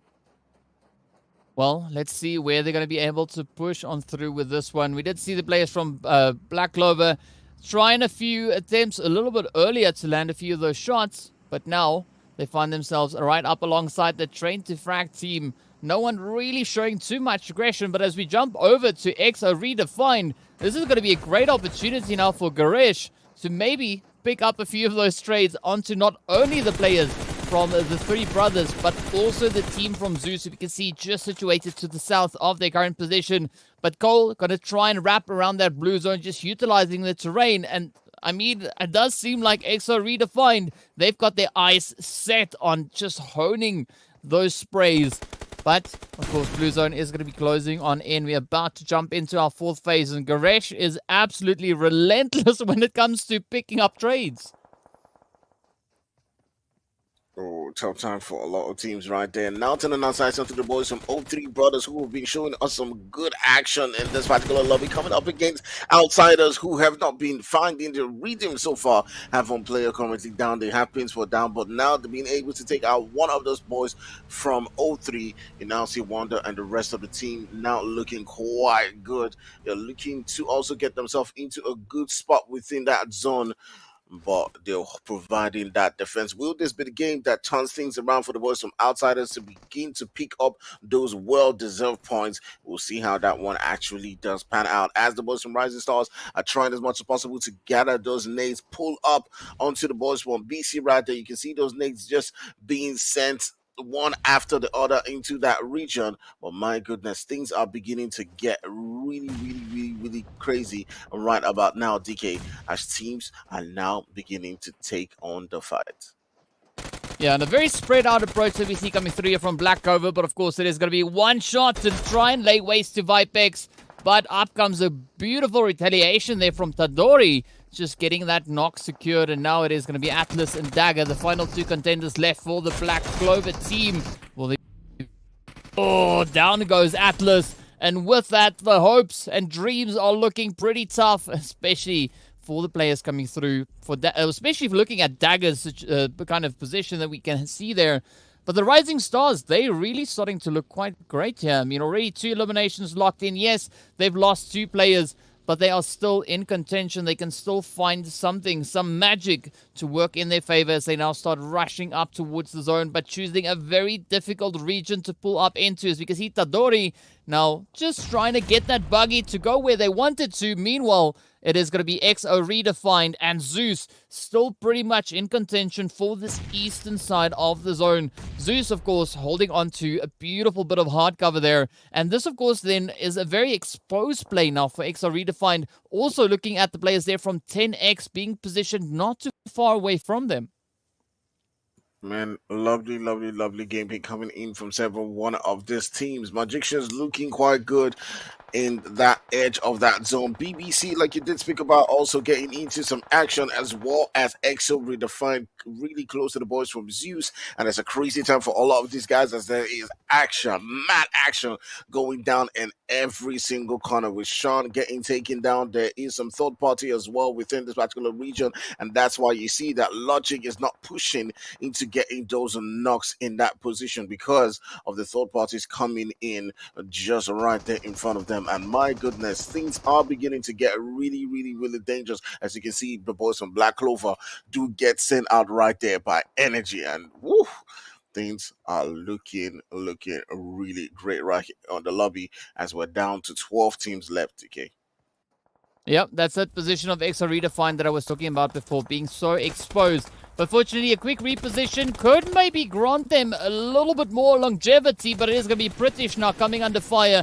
That vehicle providing some beautiful hard cover for them, but not quite sure for how much longer that will suffice. As we can see, British now taking hit after hit. The shots connecting on through. It is going to be Logic trying to drive it in. But the Outsiders rotating up just on top of that hillside. And that could be a turning point, especially now for Zeus. We can see them quickly just repositioning back into the hard cover. Logic, not done just yet, is going to try and find a few sprays up towards Orisa and the rest of the players from the Outsiders. But XO redefined, looking really worse for wear right here, as they're not really in a position where they can make much gains from that angle.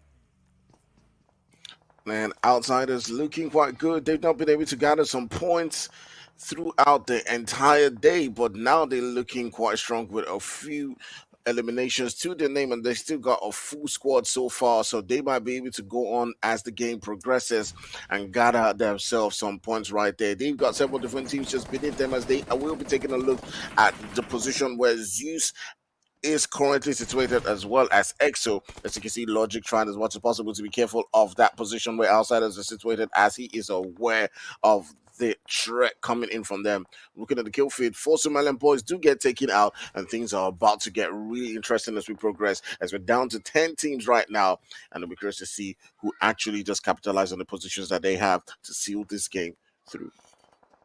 I mean, I'm quite surprised that Zeus has not capitalized on this opportunity that they've got on XO redefined. Now, in them being a little bit more hesitant on that, has actually provided XO redefined with an opportunity to not only reposition themselves rather, but they've also had an opportunity to quickly reset. British is going to be falling once again. Empire will be cooking up a smoke, maybe trying to taunt them or trick them into moving, but that is going to be a beautiful play coming through now from Rix there from the 10X team, instead driving those shots as far through as they could manage it. But Zeus, a very cautious play. You can see Shah now from EXO just moving a little bit further forward. YT Gaming, meanwhile, will get sent away, and 10X, just such a beautiful position. We can see up ahead, trying to play those elevated positions while we got the players there from Train to Frag and Energy positioned just down in those the lesser elevated areas. But here comes Zeus. Not quite sure where they're going to go. I mean, either push up onto the high ground or just rush on forward over onto the players there from EXO. Man, obviously it's a really tough time for a lot of these guys trying to make it all the way into that zone. But take a look at this. BBC, one of those teams that you did mention quite early on, to get themselves into a good spot. Coming up now against, several different teams in front of them. They got Magicians. They got the boys from Outsiders pulling up onto the particular way. You can see Wanda trying as much as possible to hold things out for his team. And my goodness, things are going absolutely crazy right about now. And I do believe that the boys from BBC are now down to just devise Outsiders sitting out with a 3-man squad right there, with BBC with just 1 man left. The rest of his players are currently down, and you can see Device trying as much as possible to go in and get that revive onto his player. Outsiders have got to be really careful in this particular one, but Pintois is having none of that, as he is looking to make that push right there onto that last player, and boom, he goes in for that finish, and out goes BBC in 8th place. Outsiders put it in the performances, trying as much as possible to get better in this particular game, and right now they're sitting on 7 eliminations, and now let's see how they push into the zone. Absolutely glorious push coming through from the Outsiders, but they're not out of the woods, as we can see the ATL Magicians right there alongside them. Meanwhile, XO redefined will get traded on down as we move down to our final 5 teams. That zone still looking pretty treacherous for a lot of our players here. But it is going to be trained to frag, just cautiously sneaking their one forward. Speed, of course, going to be looking around, looking to see whether or not they can actually spot anybody else. But the ATL Magicians could be mounting an absolute aggressive play on towards 10x. We can see those shots already starting to connect on through. The Outsiders just trying to get themselves repositioned and moving into a little bit more of an advantageous angle. Meanwhile, 10x facing quite a bit of a challenge here as they're looking to find their way on through. Rex now getting caught up in those smokes, not really having the easiest rotational path to make it up in towards that zone. But fortunately for Rex, the rest of the team have already been able to move on forward. But the Outsiders really committing to finding any and every elimination they can find. All right, coming into this game, I wasn't really thinking that Outsiders were going to put up a really strong performance, but my goodness, have they? But now turning us onto the ball, so trying to frag, you can't see Speed trying to put in that work, that damage onto the boys from MGC as he does take down 2 of the players right there. He's trying as much as possible to pop in them smokes, but I'm not sure what's going on down here. I do believe he should be going in for, that finish. But I do think that he wants to, take things easy for now, pop on that smoke, and, just get into the edge of that zone. And Magicians not looking so great as 2 other players are currently rocking the ground. Well, Speed just moving up that mobile hard cover, right? Just trying to secure it as close to the zone as they can manage it. But with about 40 seconds or so left on the clock, it is going to be a very dangerous play, whichever way you look at it. But here we go, right? ATL Magicians going to be trying to get their numbers back up again. As you can see, Execution about to get rest on through. Speed still trying to send those utilities in, trying to get those confirmations. But 10x, they've now used the opportunity to rotate up alongside that southern edge of the zone. You can see them situated up on the high ground. And this could be a very controlling angle to try and play. Zeus also still not out of the mix. As we can see, Logic now ripping it up with that M249. But here we go. Outsiders going to be put to the test as they find a beautiful angle on towards 10x. Zeus get eliminated. And it's going to be a fight to the finish with our final 4 teams. Outsiders sitting on 4. And just so close to being absolutely victorious. Oh, lovely gameplay coming in from all of these teams. The Magicians putting in the work in this particular game. Kelvin getting taken down, but you can see Magicians still trying the much as possible to get those knocks as they do take down that 1 player right there from train to frag. And we're down to 3 teams left in this particular one. We got a 3v3v3 situation with the boys from 10x currently with 3 players as well as Magicians and as well as the boys from Outsiders. And since they're all evenly matched, all been getting the action in this particular game, heavily pumped for this last finale.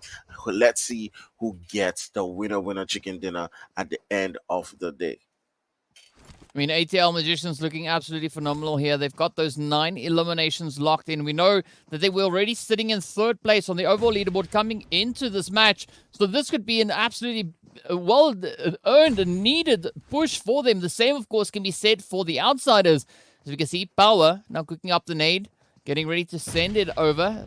It is going to be Execution to follow up with that as well. And it is going to be R to get taken right on down. Wonder and Pinto now need to go on the defensive here. As we can see those utilities getting sent up once again. Wonder trying to bring in that raise. It is going to be Pinto now trying to pin down the players there from 10x. And a very difficult, contentious play yet to come on forward. As you can see, everybody trying to find a good angle. But it is going to be Outsiders, at least for now, securing that high ground advantage. But the zone, it's going to be moving just a little bit further north of their position. Man, crazy stuff for all of those guys. Outsiders now reduced to a 2-man squad as Wonders gets revived in that particular position. 10x coming in and trying as much as possible to battle things out with the boys from Magicians. 10x looking like they want this as Daz and the boys are putting in the work onto the players from Magicians. But they're not just doing that, they're doing it quite consciously. You can see him getting really close to Lynx right there as he does take down Lynx. Jumps down, but Magician's Execution not having any of that as he does get that knock and then move straight on to getting that revive. Magicians looking like they want to take this game home, DK. Yeah, they look like they want, but there's no secure play just yet as we see yet another trade coming through Bipolar. They're going to be the final hopeful now for the 10X team, but the ATL Magicians just ripping it up. The Outsiders taking a little bit of a back seat here, just going to be waiting for the rest of the teams to just have those numbers dwindle. But up comes the push now, as you can see the Outsiders venturing on forward, taking out 10X, and now the only two players standing between the Outsiders and that winner chicken dinner is going to be Lynx, as we've got Benzo coming through with a beautiful rush, trying to come over the crest, and with that it is going to be the chicken dinner locked in. The Outsiders walk away with 10 eliminations alongside that chicken dinner, putting them on a glorious 25 total points. Oh, wow, DK. I did not expect to see this one happening. If you asked me before the game started, their name would not have come to mind. I know that they have the performances, they have the name, they have the pedigree. They were once in the Umzansi team, but things have not just looked quite well for them in recent weeks. But my goodness, what a game, reminding us that they are the outsiders. Yeah, I mean, it was a little bit of a slow start for the Outsiders in the previous two matches, but what a bounce back that was coming in to this third game, popping off, and not only popping off, but being absolutely victorious, taking that winner chicken dinner. This is the Outsiders that we want to see. Congratulations to Outsiders Official on this winner chicken dinner. You played it phenomenally. This is the Outsiders that, like you said, DK, that we wanted to see because you guys had faith. I mean, I must admit, I didn't think that they would pull it out the bag, but, you saw something that I obviously didn't, and they managed to pull it out of the bag with a total damage of 1,702, a total elimination of 10 and 25 points. This should be pushing them way up in the leaderboard, especially because, of course, Cryptix was taken out quite early. Actfire, tell me, how do you feel about this match? What are the highlights of this match for you? I mean, I was really excited to see the outsiders just generally just get into, really strong fights, be able to take out several different teams, especially, like the boys from BBC who were making that push. I don't know. I don't know what it was that was different about them, but it did seem like they were a lot more serious in this particular game. They were a lot more intense with the way they were defending their positions up on that hill. They rotated quite early into the zone. So for me, great gameplay. I do think, to them, if they're watching this, just keep on, playing with this same amount of intensity, right? Keep whatever your IGL was telling you, just listen, because they showed that they're still capable to produce this kind of performances that we haven't seen from them in a while. Yeah, they have produced this performance, in previous weeks, but it's good to see that they can pull it out of the bag here when, the going gets tough, here when the stakes are high, when the pressure's on. They did deliver what they needed to deliver. Now, the lobby should be giving a huge, huge thank you to four Somalian boys because they did take out Cryptix. DK, what are your thoughts on that and how it impacted the rest of the teams? I mean, it definitely opened up a few opportunities for teams to try and capitalize on that, and I have to commend the Outsiders here. They just stepped up, grabbed it with everything they could manage, and just pushed in and secured the finish there. But that is a very hopeful play coming through from them, right? Once again, they just reminded everybody that they are still a very capable team. They showed off over on Miramar, but we want to see that continue through the remainder of the promotion relegation event itself, right? We don't want it to be just that one-hit wonder. And I mean, the Outsiders, they do possess the capability of bringing that on through. And while we take a look at our MVP, I just want to say what a beautiful Miramar this has been. The team's really making it quite a contentious performance. They definitely have. Now, here we have MGCL from ATL Magicians. We have our MVP. We have damage of 813, 5 eliminations, and survival time of 26 minutes and 43 seconds. Congratulations to you. Actfire, your thoughts on this decision right here. Do you think it's well deserved? Do you think maybe someone else might have had a chance at taking it? I think obviously it's well deserved. We did see how they played, just continuing to get that push, and obviously their eliminations are, are proof of that performance that we saw in that particular game. They could easily have won that winner chicken dinner against the boys from Outsiders, but they had a really tough one with the boys from 10x right there. Just trying as much as possible to keep them at bay, and then Outsiders just came in with the clean up. So yeah, for me, yes, definitely well deserved.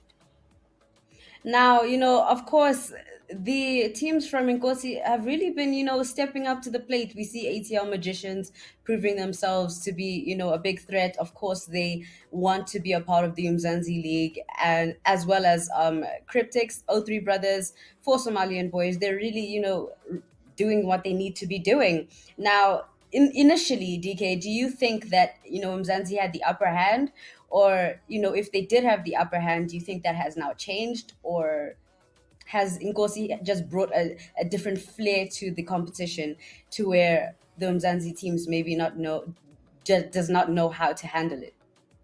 I definitely do think the Nkosi teams brought in an extra bit of spice, an extra bit of flavor that the Umzansi teams have not yet tasted of in the very recent weeks of play. But as we can see, it's such a strong push coming through from our Nkosi teams, trying to assert their dominance and show that they are deserving of making it through up in towards Umzansi. And of course, an absolutely glorious performance coming through from the Outsiders as well as the players there from the ATL Magicians. Also, then 10X stepping up, showing their representation and showing that they are here to defend their honor, right? They want to try and remain in Umzansi, but I mean, it is such a contentious play. Looking even at the players here from Train to Frag, also then coming through from Nkosi. 3 teams from Nkosi finishing in the top 4. Absolutely amazing.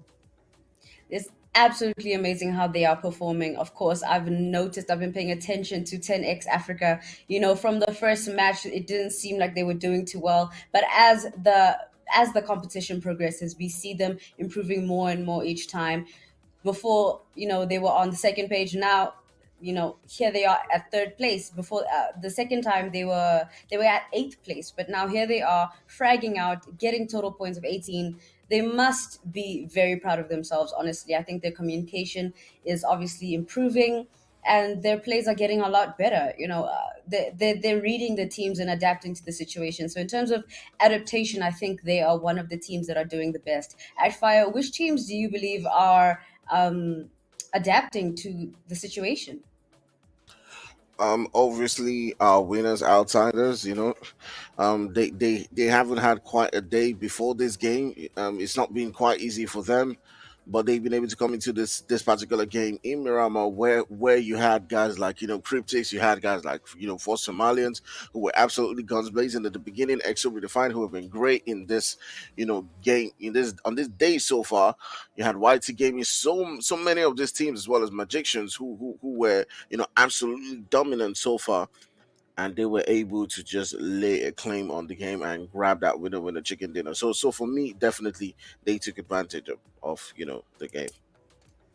And here on the second page, we do have O3 Brothers with a total of 4 points, EXO Redefined with 4 points, Rising YT Stars with 3 points, Royal Demo X with 2 points, Black Crystal with 1 point, Black Clover with 1 point, YT Gaming with 1 point, and of course Cryptics with absolutely no points from this match. Now, the next map will be Erangel once more for the final match of today of Group C and D. And you know what? I think that they've given us so much action. I think that they've given us so much to talk about, so many things to consider. But we must take a look at the overall ranking just to make sure that we know which teams are in the lead right now. Wow, this is ATL Magicians with a total of 50 points. They are so far ahead in the lead, followed by Cryptics with 37 points, 10X Africa with 33 points, Outsiders Official and Four Somalian Boys tied with 32 points, BBC X with 31 points, EXO Redefined with 29 points, and Zeus with 27 points. Now, DK, your thoughts on this overall ranking here? Cryptics really, really, really let this one slip. I wouldn't say they really let it slip. I just say the four Somalian boys stepped it up, right? Because that's exactly what they did. They just outgunned Cryptics in the very, very start of the game. So a very, very satisfying performance coming in there. But ATL Magicians just capitalizing on every opportunity they can find. We did, of course, see them taking the MVP there. So no surprise to see them garnering so much points, already sitting on 50. And that without having the glorious winner chicken dinner accompanying that. And they should be proud of themselves. They're far ahead in the lead. All they have to do is keep it up. The consistency, the fragging, the communication. They're doing quite amazing. We will be moving on to the next page soon enough. However, Agfire, I think that Cryptics no longer have a huge target on the back. I think it might be ATL Magicians, as you have predicted previously.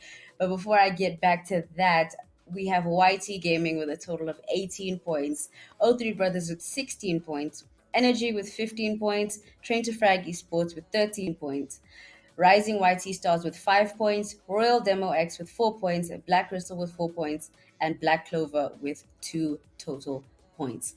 Unfortunately, I don't think that the bottom five, I would say, I don't think they necessarily stand a chance. Do you believe that they might stand a chance,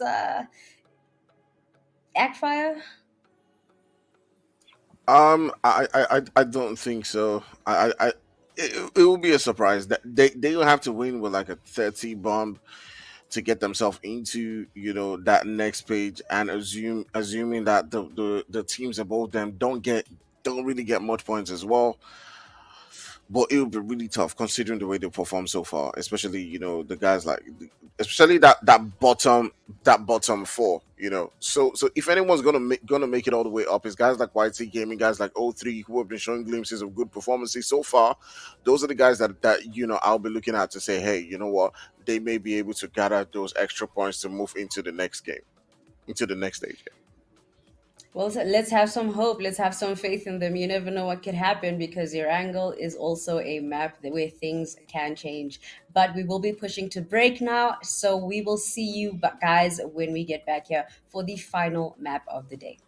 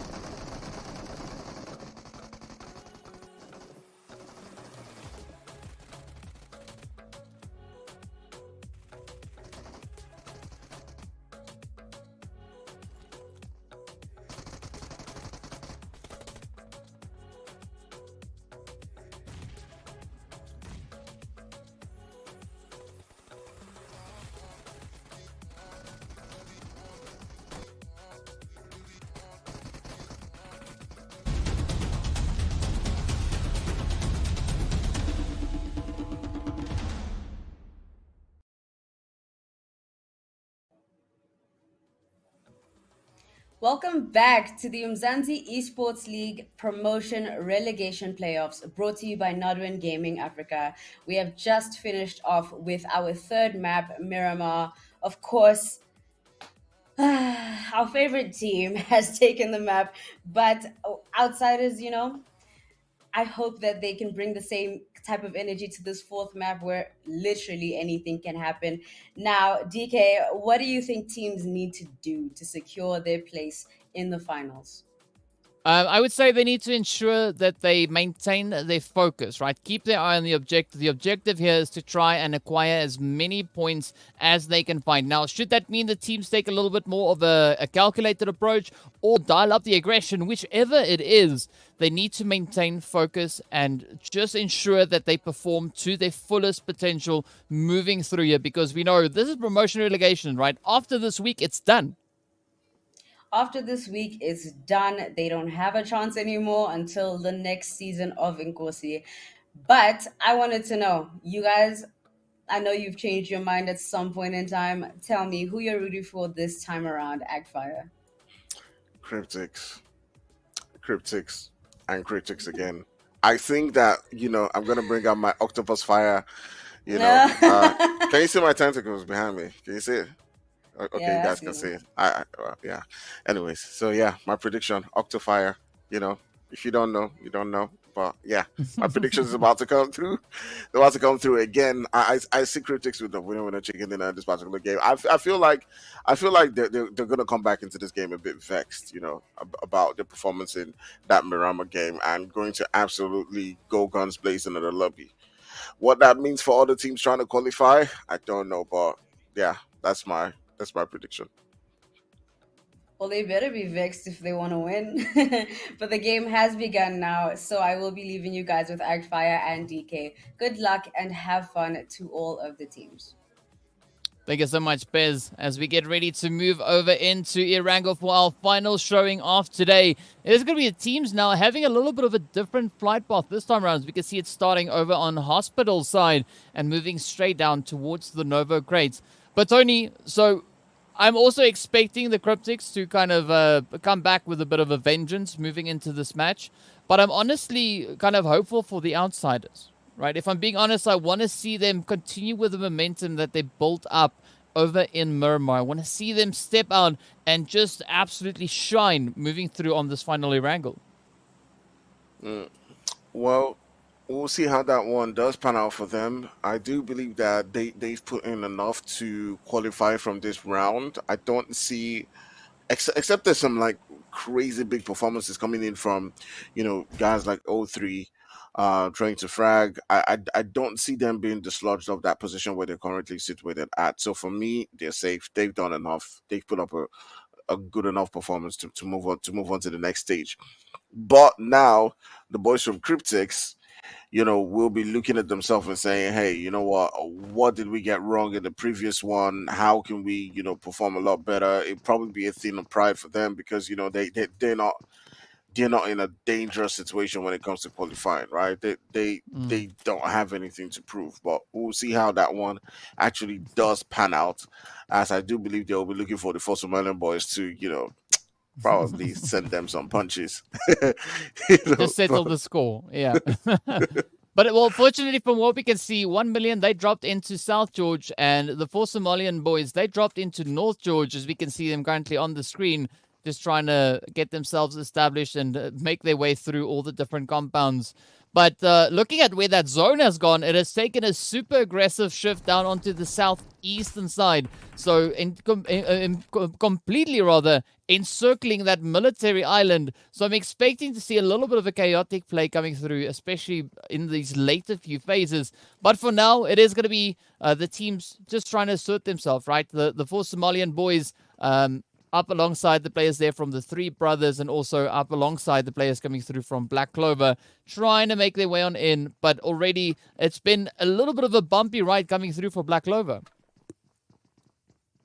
Man, absolutely, absolutely bumpy ride for them. We'll see how the game continues to progress. There's also the boys from O3, like we mentioned, who do need to step things up in this particular game to move on to the next round. They've had quite some good showing in the Umzansi so far. They've been able to show us that they are a clan, who has, what it takes to perform when it comes to facing any team. Even today, they've given us some great action right there, but we'll see how that one does pan out. As the boys from Energy coming all the way in from that Umzansi are beginning to put on shots onto the boys of Outsiders, who did grab that winner chicken dinner in that last game, as we do see a knock coming in to the boys from Outsiders. We're curious to see how this game continues to progress. But my goodness, I love the early aggression coming in from these teams. Well, there's going to be a lot more aggression to come. As we can see, Energy really trying to dial that one up. The Outsiders, now really trying to re-strategize here. But I like the fact that they're actually starting to rotate down on towards that southern island. That could make things a little bit more advantageous for them, seeing that they've got a few teams moving much, much closer towards them. But up in the north, right, it's still a very similar kind of situation, pretty much as it was before we left. We can see still a very kind of scattered position coming through from the players there of Black Crystal. Not quite sure what the approach is in playing such a divided angle here, but that's going to be a little bit risky, especially if the four Somalian boys actually start taking aim towards them. I think sometimes with these teams, maybe the idea by creating that separation is to be able to hold on different angles, and if you're getting pushed, shooting them from several different locations. But the problem with that is, if the boys from Force Somalia decide to push onto just one player right there, then he does not have the support that he very well needs to take on the entire team. You can see them, if like, imagine if they do decide to push onto one shot and they're able to pop smoke on the road and push him from that right angle, then all of a sudden they are able to now turn things on its head. So it's a very dangerous one. As you can see, Aisha beginning to just retreat away from that particular position and go towards the back right there of those fences. And I do believe that he as well knows how dangerous that situation can be. The boys from Cryptis as well. We've got some teams around them. They've got the boys from Zeus. And I'll be hoping to see if that fight that we did talk about in the last game, the boys from Magicians and, Cryptics, happens at the end of the day. But let's see how it goes. Well, only time will reveal everything that is going to be making its way on through. Meanwhile, the team's now starting to come through with their rotations, slowly but steadily starting to progress closer and closer towards that zone. Cryptic's not full sending it out just yet, but Black Clover definitely going to try and make something happen with their current position. I'm not quite sure whether or not they're going to be able to have much happen really in their favors. We can see the players there from the four Somalian boys taking a few hits. But again, it's nothing too much of a setback for them. They're actually in a position where they could potentially try, at least the four Somalian boys, right, could try and just grab that vehicle and just get themselves disengaged from this altercation. Ooh, all right. The boys from Black Clover gotten themselves into a sticky situation in this particular end game, as they have one player who has been taken down right there. They're taking a look at the boys from Force Marlins, who are now rotating into a position quite close to Atlas, and he now has three players in front of him as he does get knocked down right there. And it's a very, very, very crazy stuff happening right there for the boys from Black Clover, as they will try as much as possible to survive in this particular one, heading into the vehicle and pushing onto that zone. We also do see some action going down between the boys from Cryptics and Zeus, as they are beginning to get some action right there on the crates. Yeah, it is going to be a very tough play indeed. And as you can see, of course, that feed is going to be showing us all the action that will be unfolding while the players now from the four Somalian boys look to get themselves out of this blue zone and head towards the zone itself. Meanwhile, we do see a mass migration of teams now progressing over on towards that military island. BBC about to feel a little bit of that pressure now heading in their direction, as we can see the players from YT actually starting to move in pretty close to them. Of course, still the fighting continues as Zeus now gets eliminated at the hand of the players coming through from Cryptics. but there's still a lot of positions to be played here, a lot of angles to be had as the teams are starting to converge further and further into this next phase.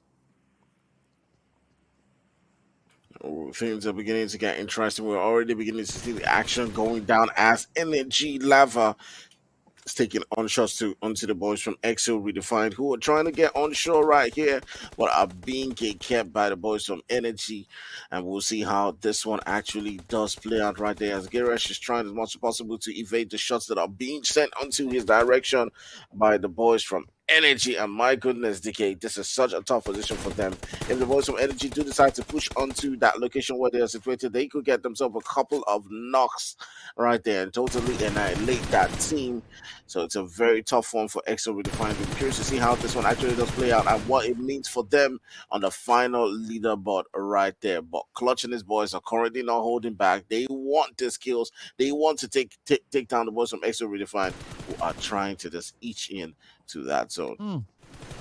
Oh, well, there we go. BBC also now stepping up, just closing it through with the players from the YT Gaming side who we saw pushing onto them. Skull is going to be the final hopeful, at least from what we can see moving through. But now the action still continues right here on the shoreline, as it is going to be Exo Redefined trying to secure themselves a decent position. But Lava is not going to let any of that happen, as they come rushing straight on forward, looking to capitalize on the surprise element. Exo Redefined, a little bit of a slow push, but they've got that vehicle at the ready, and this could be the play now for Lava to make. Comes in with a spray, finds one, finds the more potentially, and Energy now looking to tighten their grip right on towards Exo Redefined. Buxty also going to be coming up with a beautiful off-angle flank, and let's see how much damage can be caused by Energy.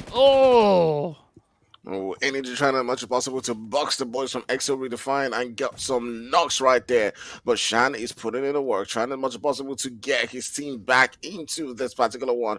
He pops some smoke, but goes all the way and jumps into the water. I'm not sure exactly what the plan was right there. I do believe maybe he's trying to evade the shots, just pull away, pop some smoke, and deceive them while he pulls away from that particular one, just buying his team some time, but they are not buying it, as Clutch is consistently sending the shots onto that location where he's currently situated at. The boys of Energy putting in the work, trying as much as possible to get themselves those points. But now we turn our sights onto YT Rising Stars, who are right next to the Magicians. And my goodness, Magicians have one player currently taken down, and it is a sticky situation for them. Yeah, it is going to be a very, very tough play to try and hold up here, but it is going to be still the players from Energy looking to find the final few hits, and with that, they succeed as they now take out the players from Exo Redefined. What a turn of events that was. Exo Redefined picking up that winner chicken dinner on the very first Erangel, but this time around having quite a different play out happening for them. The Rising Stars, though, they're going to be trying to sneak up on the players from ATL Magicians, looking to maybe leverage some form of a position here with Vipex, also quickly with a reposition. And I think that was just in the nick of time, as we see the players there from, I believe that's RDX, moving in right alongside them. All right, crazy stuff right there. We do see the boys from Cryptics, Lazy Boy right there, popping it off on the kill feed as he does take out another player from BC. iShock goes down, and it's a tough one for several different teams. So we're currently meeting them right now. I do feel like it was my belief, DK, that starting the game, Cryptics were going to be angry, upset with the way things happened in the last game, and they were going to come in and absolutely try to flood several different teams. And you can see right there on the kill feed that they are beginning to put in the work onto several different teams in their lobby. Who can stop them? It's going to be the boys from Magicians, as currently they're taking on their aggression into the boys from Force Somalians, who were the team, by the way, who puts them out in the last game. Yeah, they're trying to bring in a little bit of revenge play onto them, as it's interesting how the tables kind of turn and how the wheel goes around. But speaking about the wheels going around, it is going to be Vipex now trying to get a little bit of a spray up onto Royal Demo X, situated on that bridge, as the blue zone is about to pop, and we'll see where the next phase is going to be going. It centers up even more on towards that Sosnovka military island, and this is going to be quite a favorable play, especially for the outsiders, right? They've got themselves situated smack dab center zone. But as we can see coming through in the feed, it is still quite a very aggressive fight coming through between Cryptics and the players of the 4 Somalian boys. Oh, crazy stuff right there. So you can see Venom putting in the work onto the boys from 4 Somalia as Precinct gets taken down, and the boys from Cryptics continuing with the demolition of several different teams right there and getting that aggression. But maybe they might just forgive the lobby now that they've taken out 4 Somalians and just be like, okay, it's chill. We've gotten our revenge now. Or they will still continue to make everyone else pay. What do you think, DK? You think they're forgiving everyone else now? No. I think Cryptics, aka 1 million, they're going to come in and try and clear up this lobby as best they can. They definitely do possess the capabilities to pull off a very, very impressive play. But as we look a little bit further on towards this northwestern side of the current zone, it is going to be the players from the side of the Rising Whitey Stars now who have quite a bit of aggression shown onto them as the Royal Demo X team comes rushing on forward. It is going to be Neptune and Kali just trying to wipe the floor with them. Still, Vipex remains alongside SHM, but they got to be careful because, as we can see on that mini-map, there's still several teams held up in the vicinity, and any of these teams could get the jump on them. Oh, yeah, crazy stuff going down right there. As we do see the boys from YT Rising Stars getting into some really sticky situation as they're down to just the last guy, SHM, trying as much as possible to get those revives. But BBC now coming into some action right there against the boys from Magicians, and you can see Execution and the rest of the players trying to come in and provide that cover support into Kelvin, and they're just waiting for that opportunity to take the action right there to bomb Sal, who is in that retreat. And as you can see, Havoc taking down Power, and Magicians not looking so great in this particular one, as Lynx also goes down to Frost and DK. BBC is just taking on their fights right here. Magicians, 2 players down, and we'll be curious to see if the boys from BBC can seal this one. Well, it looks like they're definitely in the running to accomplish that, as we have a quick little bit of a reposition coming through here from Kelvin, just rushing straight up to Bum Sir, but will they be able to deal the necessary damage in time as we're about to enter our 4th phase? Kelvin now gets absolutely obliterated. Execution moves on through, and with that they get executed as the ATL Magicians now have to make their way back into the lobby. Absolutely glorious run coming through for BBC. But now, as we look onto the map, we do see the players there from 1 million just making their way up out of that blue zone, pulling up right alongside the players here from YT. And it is going to be quite the spray now coming through. Venom already finding that first knock on in. El Chapo with a quick reposition, trying to play the high ground here. But they need to try and now just rush on forward to lock it up.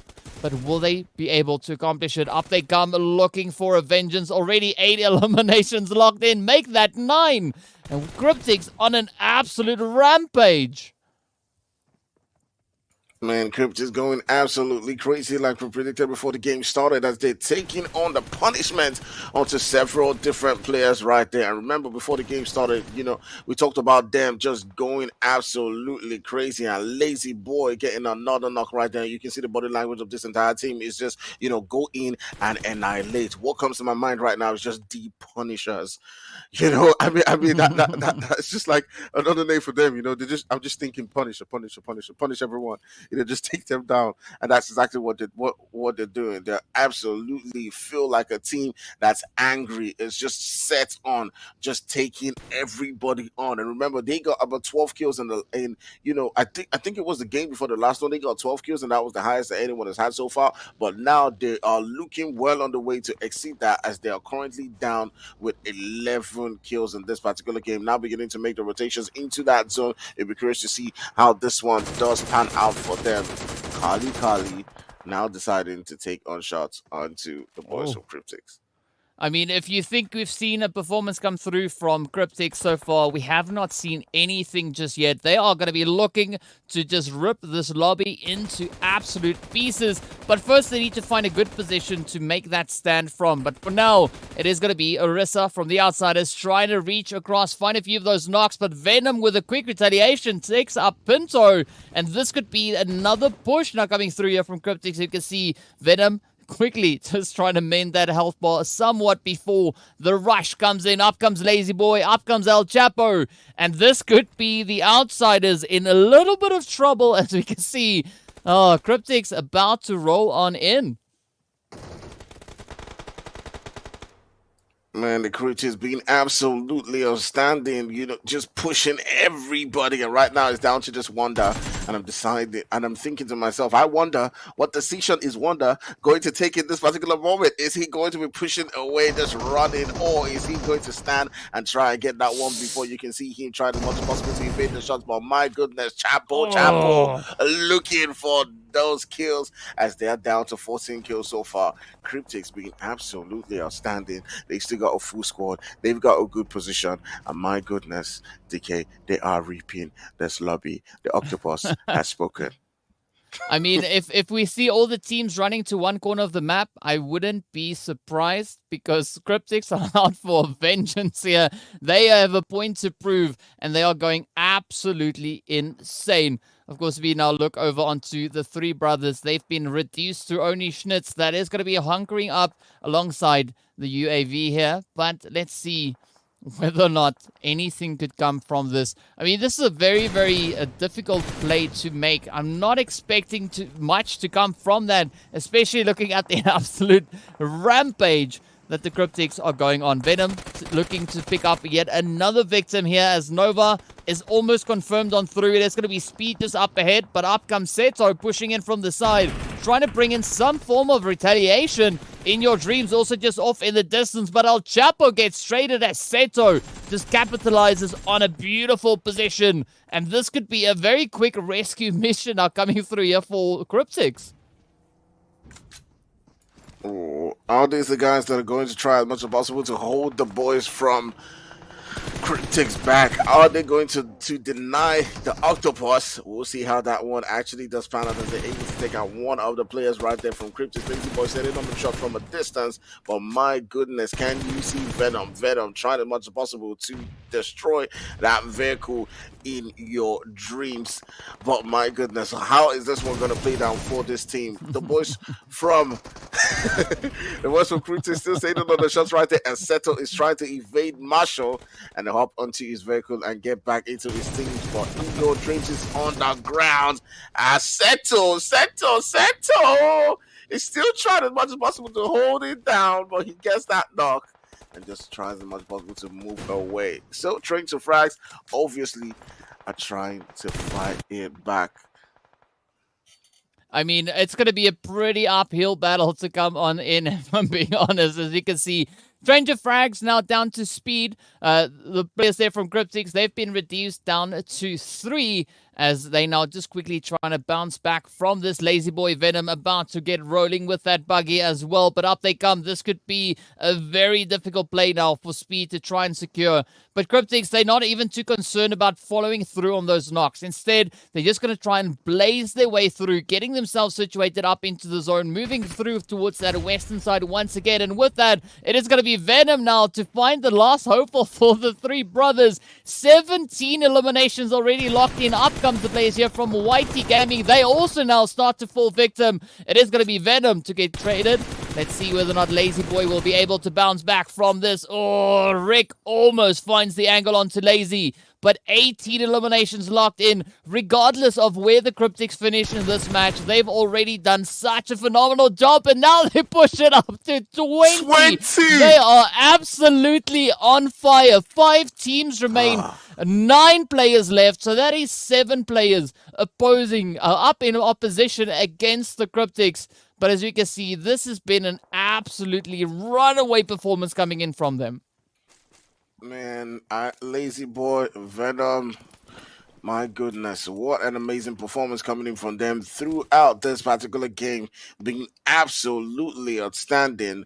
But there's still a couple of teams for them to watch out for if they're going to be looking to grab that winner chicken dinner. Trade to Frags, we're putting up a good fight against them, and your dreams and speed are still on the look right there. But you do see Lazy Boy now hopping to his vehicle and taking on shots right there. But my goodness, in your dreams, sending him down and then turning sides onto Venom right there as the boys from Train to Fact are able to get that lobby. But my goodness, regardless of however this way goes DK, if they can get into top three, I still think that they're going to be on top with those 20 eliminations right there. The boys from I don't even think that they're chasing the winner with the chicken dinner at this point. No. I think they just wanted the kills. They just wanted to go wild. They know they've Yeah. qualified. They just wanted to just do their thing and just show that they're the bosses. Yeah, I mean, if it moves, it loses, right? That's it. 1 million just trying to shoot at everything and anything that's moving on this map, as we can see an absolute showing of aggression coming through.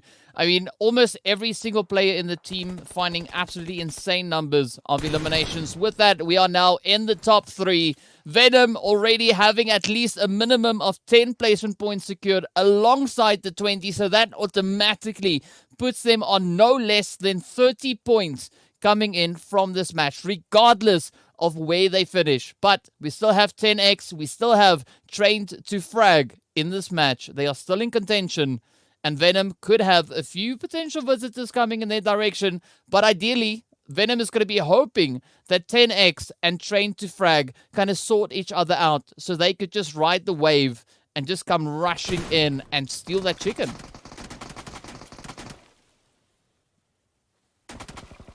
Ooh, 10 Venom in a very sticky situation right now, trying as much as possible to get a knock onto Daz and push into that zone, hold that line so far and stay in this one.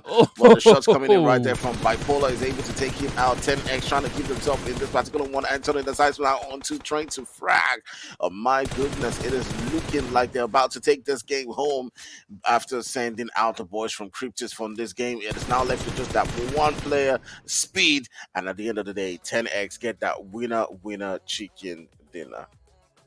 Oh, well, a very well-deserved winner chicken dinner coming in there for 10x already, as we saw them starting this match off, already situated on that first page, and now just locking in those 19 additional points, trying to advance themselves as far up the leaderboard as they can possibly manage. So a really good showing coming through here from 10x.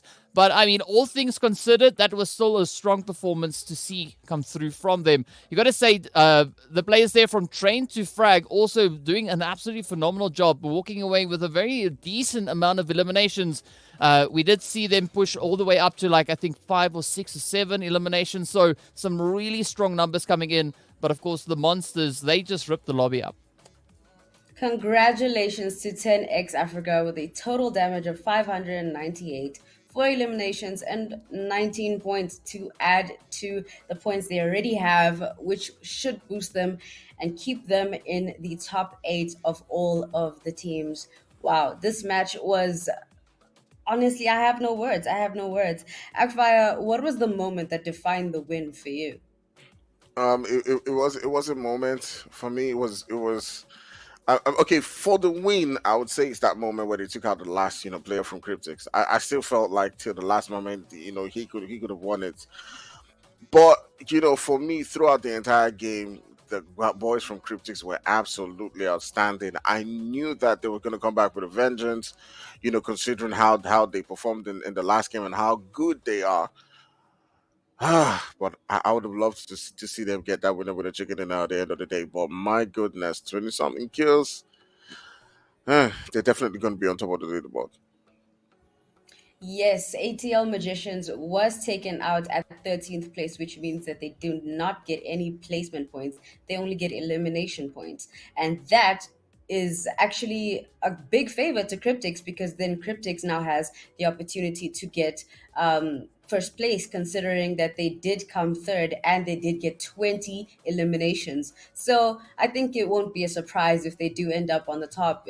They're just all four of them are just beasts. They execute their roles in their team perfectly. Their comms are crisp. They just seem like a very well put together and balanced team. And so big ups to them as well. But DK, I wanted to mention XO. XO diving into the water with their teammate when their teammates got downed. What do you think the plan was there? I don't really understand why Sian decided to, or Shian, sorry if I am mispronouncing your name. What was the plan going into the water there? I'm so confused. I would say a serious game of hide and seek, right? At least at first they had that initial approach to move onto that coastal edge, depending on where the zone would be going next, potentially trying to rotate down on towards that Sosnovka military island. But as we saw, they got ambushed, they got rushed. And sometimes it is a good strategy just to try and duck into the water to try and evade those shots coming through. But unfortunately, as we saw, it only worked for a short amount of time before they got eliminated and then had to make their way back in 14th place. Now, do you have any predictions for who the MVP might be, Actfire? I'm not sure. Definitely a Cryptics player. I'm not sure who exactly it's going to be. But definitely a Cryptics player. Yeah. Probably a Cryptics player. But DK, do you have any predictions for who the MVP may be? Yeah. I know. I think it's super likely that it's going to be Lazy Boy because they walked away with 9 eliminations out of this match. So if it's not Lazy Boy, then there is no MVP. I mean, I think the second craziest player was, of course, going to be Venom coming through from 1 million. Aside from that, yeah, I think those are the two highest fraggers out of this match. So it's either going to be Lazy or Venom. Well, we will see soon. However, Outsiders, I think Outsiders did play well, but I think that the other team sort of caught up to their tactics, to their strategy.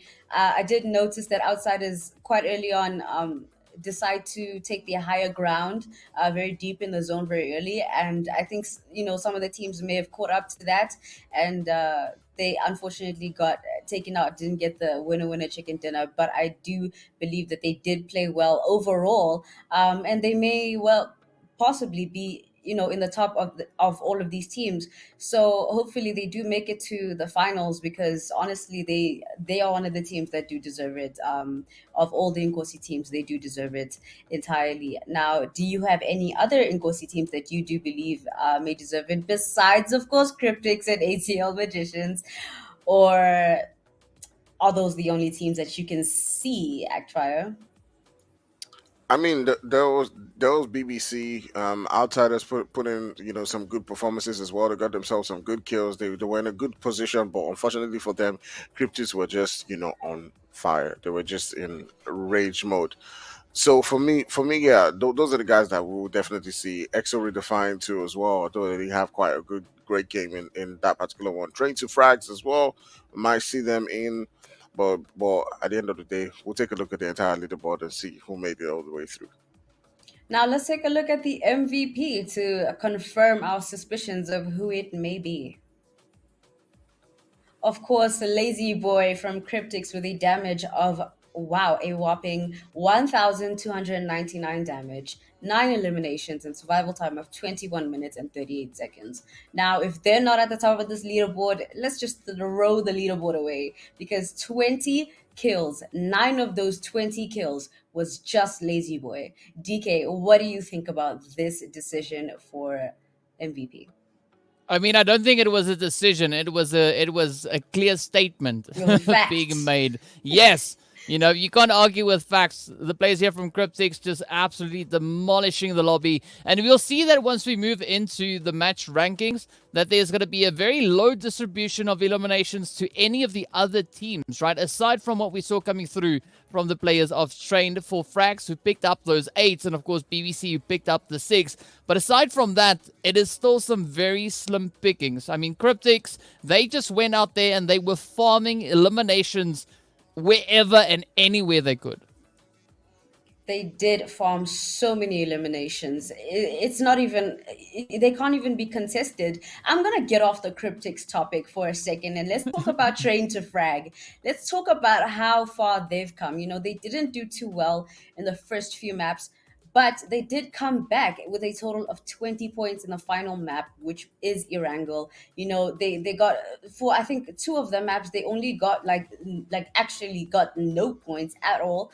And here they are, second place, on top of a team that got a winner chicken dinner. So I just want to give them some props. And even if they don't make it to the next season of Umzansi, I think they should come back to Nkosi, because they are a team that can thrive and can make it.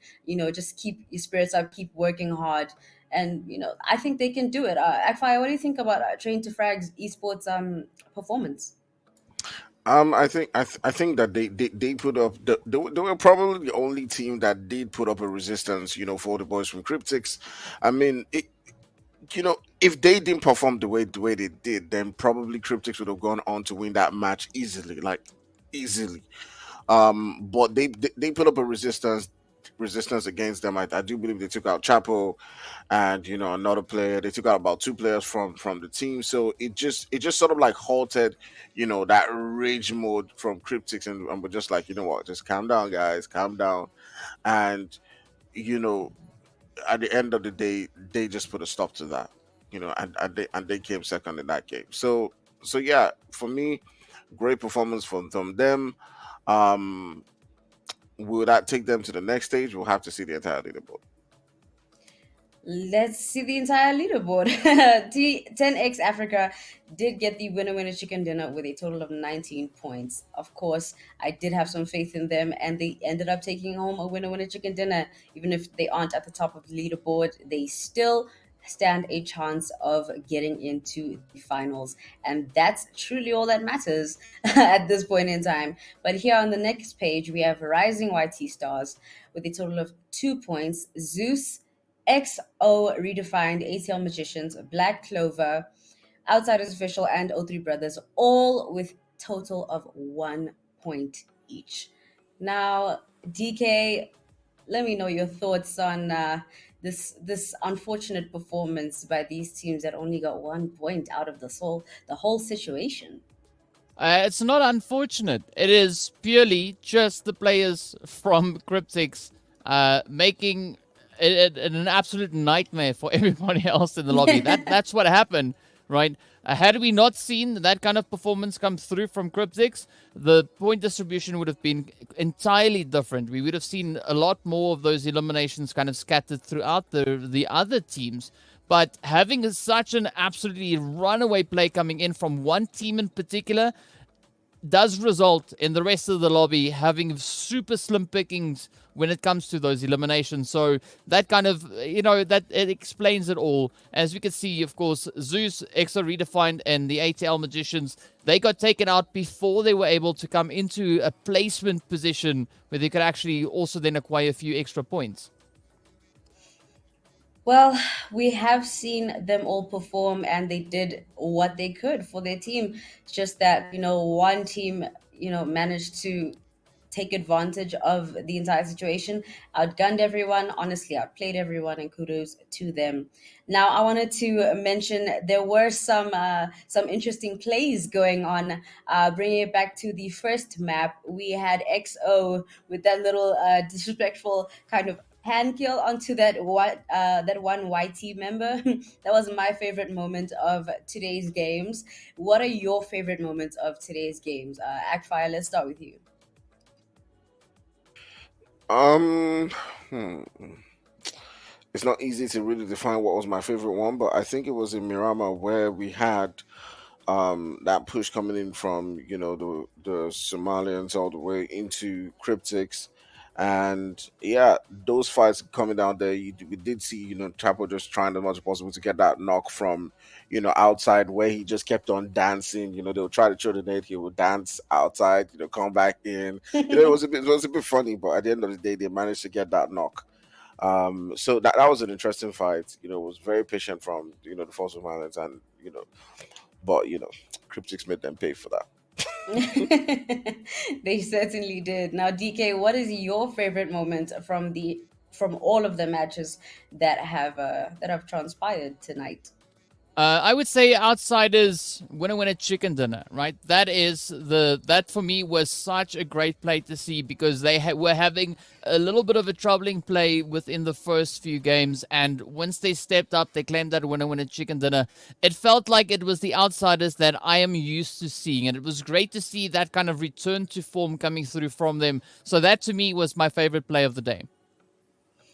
They definitely did pull that out of the bag, and they had everything going for them, and they just took advantage of every situation, which they deserve to as well. Now, as for our winners, 10x Africa, I want to know your thoughts on their progression throughout each map. DK, let's start with you. Ooh. I don't know. I don't know. It's a tough one. It's a tough one. Let's hear what Tony has to say, and then I'll bless you with my prediction on that. Nah, you go first.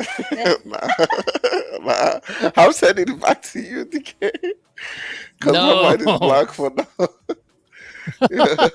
Oh, I mean, it's a difficult one to say. I mean, ooh, it could go in so many different directions.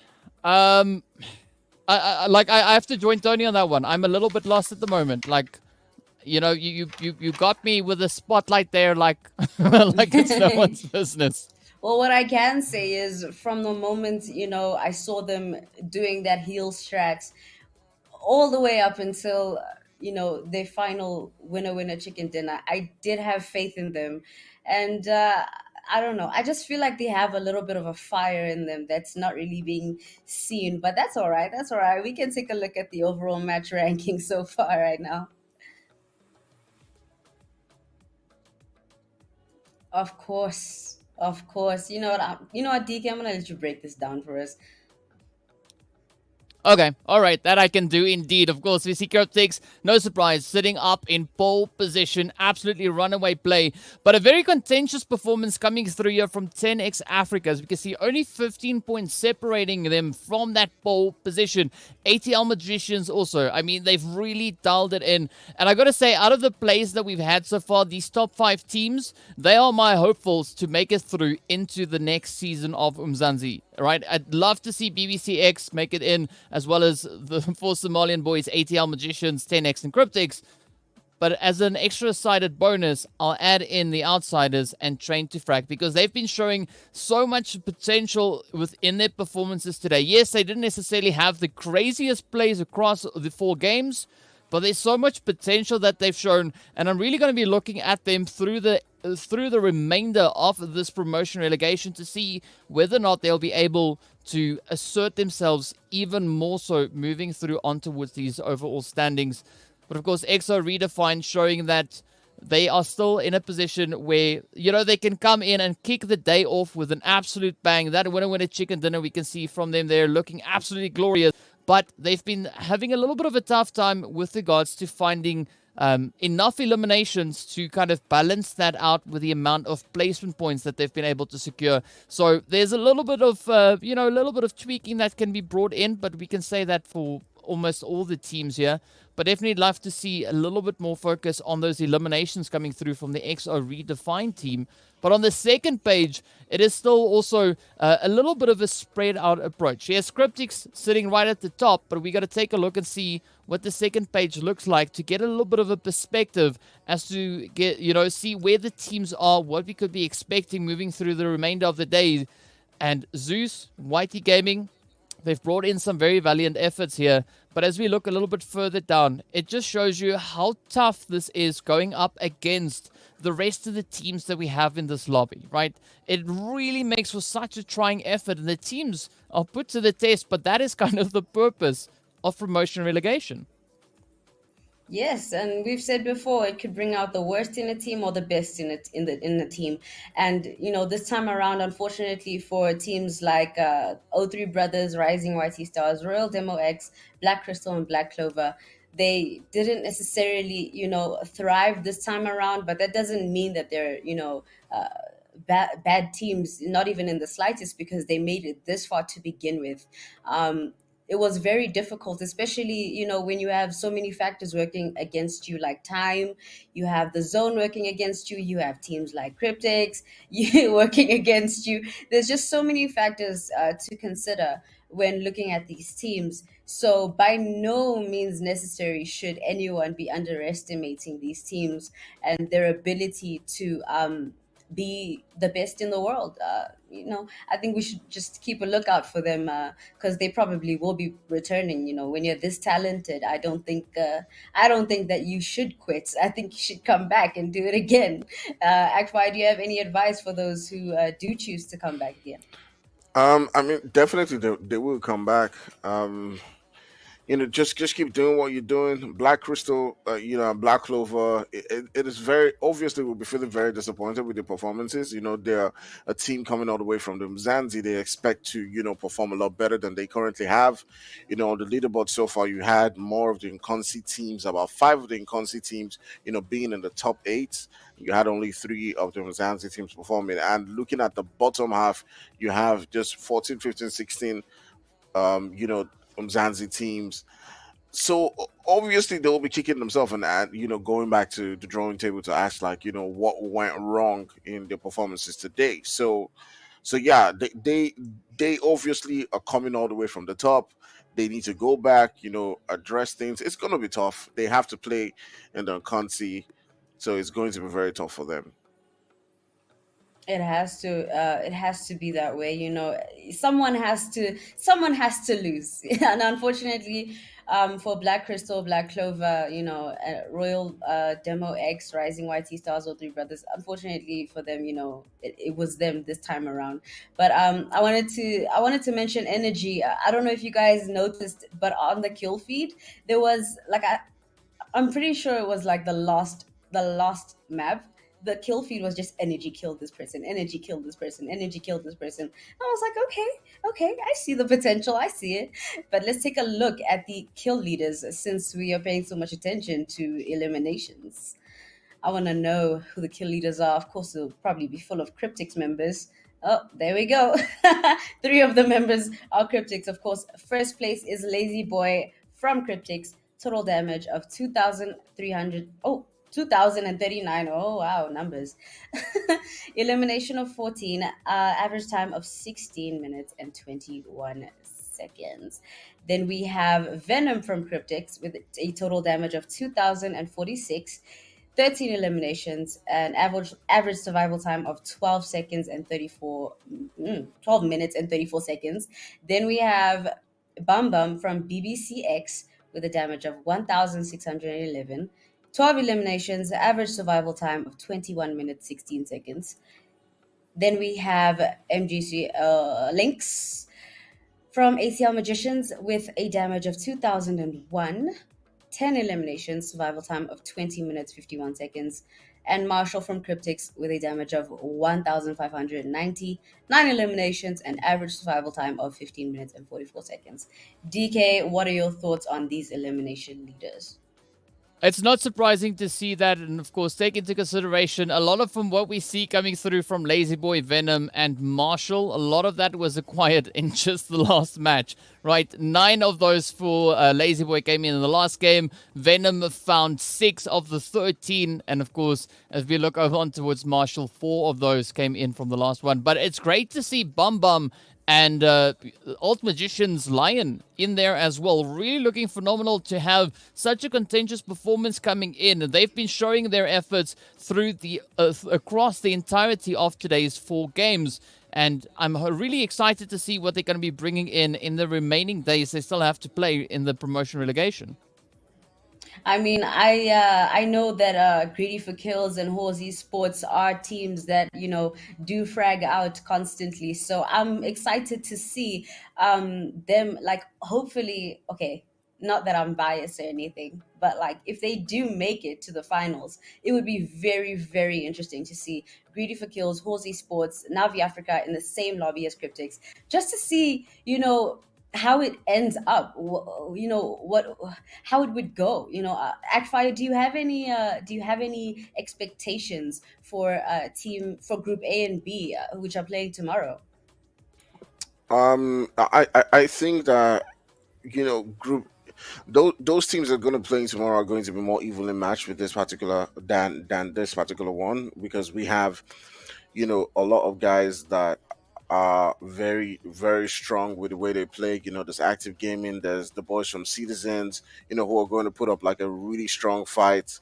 It's going to be a very very crazy one tomorrow. There's also from Mars, who had like some good games in the Umzansi. There's also Atrox, Sideman, Fear, the Sincerity, Delta Squad. There's Horse, there's Navi. It's gonna be a really tough one tomorrow, because you can't really predict who is going to do well in tomorrow's game. So I'm just gonna wait and see, you know, how it's gonna pan out. But I think Hawes is gonna qualify, definitely. I think that Citizens, Active Gaming are going to be able to scale through. I'll be surprised if they don't, but still, it is going to be really tough for a lot of teams. I think Navi Africa is going to qualify. They're too consistent to not make it. I think they're too consistent to not make it. They may not be the best team at every map, but they're very, very consistent. And I think they have the potential to make it to the finals. Now, DK, of the Umzansi teams, who do you think will make it? Ooh, that is going to be an interesting one. I definitely say that I'd be looking at the players from Your Killer Is. They stand a really good chance, I believe. And then I would add to that and say Raptor Esports and Sidemen. So those would be my picks coming through from the Umzansi teams. I think those teams should be faring relatively well moving through the promotion relegation stage. Now, I haven't seen some of these teams play. What are their play styles for the likes of like Raptor and Your Killer Is and Aatrox? Well, I mean, they sometimes try to play the positional plays, trying to get themselves set up in like kind of the segue of where teams could be trying to move on way. Segue, that's not even the right word. But in that transitional area, so definitely, I'd like to see a little bit more aggression come through from them. It's a little bit of a balance or a little bit of a trade-off here and there, right? Some of the teams have a little bit more success with finding the positional plays. Other teams have a little bit more success with finding the aggression. And I think the key here would be to kind of level up the section that needs a little bit more work. So if you feel like it's lacking on your aggression, try and put yourself in those situations, especially moving through promotion relegation, because that shock and awe approach could be exactly what you need to surprise your opposing teams and just run away with the game. Speaking of shock and awe, I'm pretty sure there's a lot of people that may have been in shock and awe that these Nkosi teams came in with such a bang. Not necessarily Cryptics because they've done this before, but teams like rather four Somalian boys, for example, they came in with a bang. I don't think anybody really expected them to be playing the way they did, and they were they bring like Ngozi teams bring an element of surprise. They bring new things. They bring new things to the competition, and I'm excited to see that. Akfire, have you noticed any new plays that you've seen that you're excited to see, or? I mean, I just got to know Cryptics this year. Cryptics were a team that has played in a lot of top level competitions. So when I saw them coming into the Nkonse, I knew that they were going to be absolutely guns blazing. But throughout, we didn't really see. I think they just wanted to qualify. I didn't really see that performance that I saw today, but people kept cheering them on. So I knew, like, okay, there's obviously something about them, and they are going to show what they're capable of, and we saw that absolutely today. So for me, it would be great to see them in the Zanzibar. I think they're going to definitely bring that fire to the Zanzibar. They will definitely qualify. There's no doubt about that. Well, there's no doubt about that, and hopefully the other teams will be able to thrive tomorrow, especially because they won't have to face Cryptics. But anyways, this has been the Umzansi Esports League Promotion Relegation Playoffs, Day 1. Day 2 will be tomorrow. I am Pesley. This has been DK and Agfire. Thank you for joining us today, and we will see you guys tomorrow.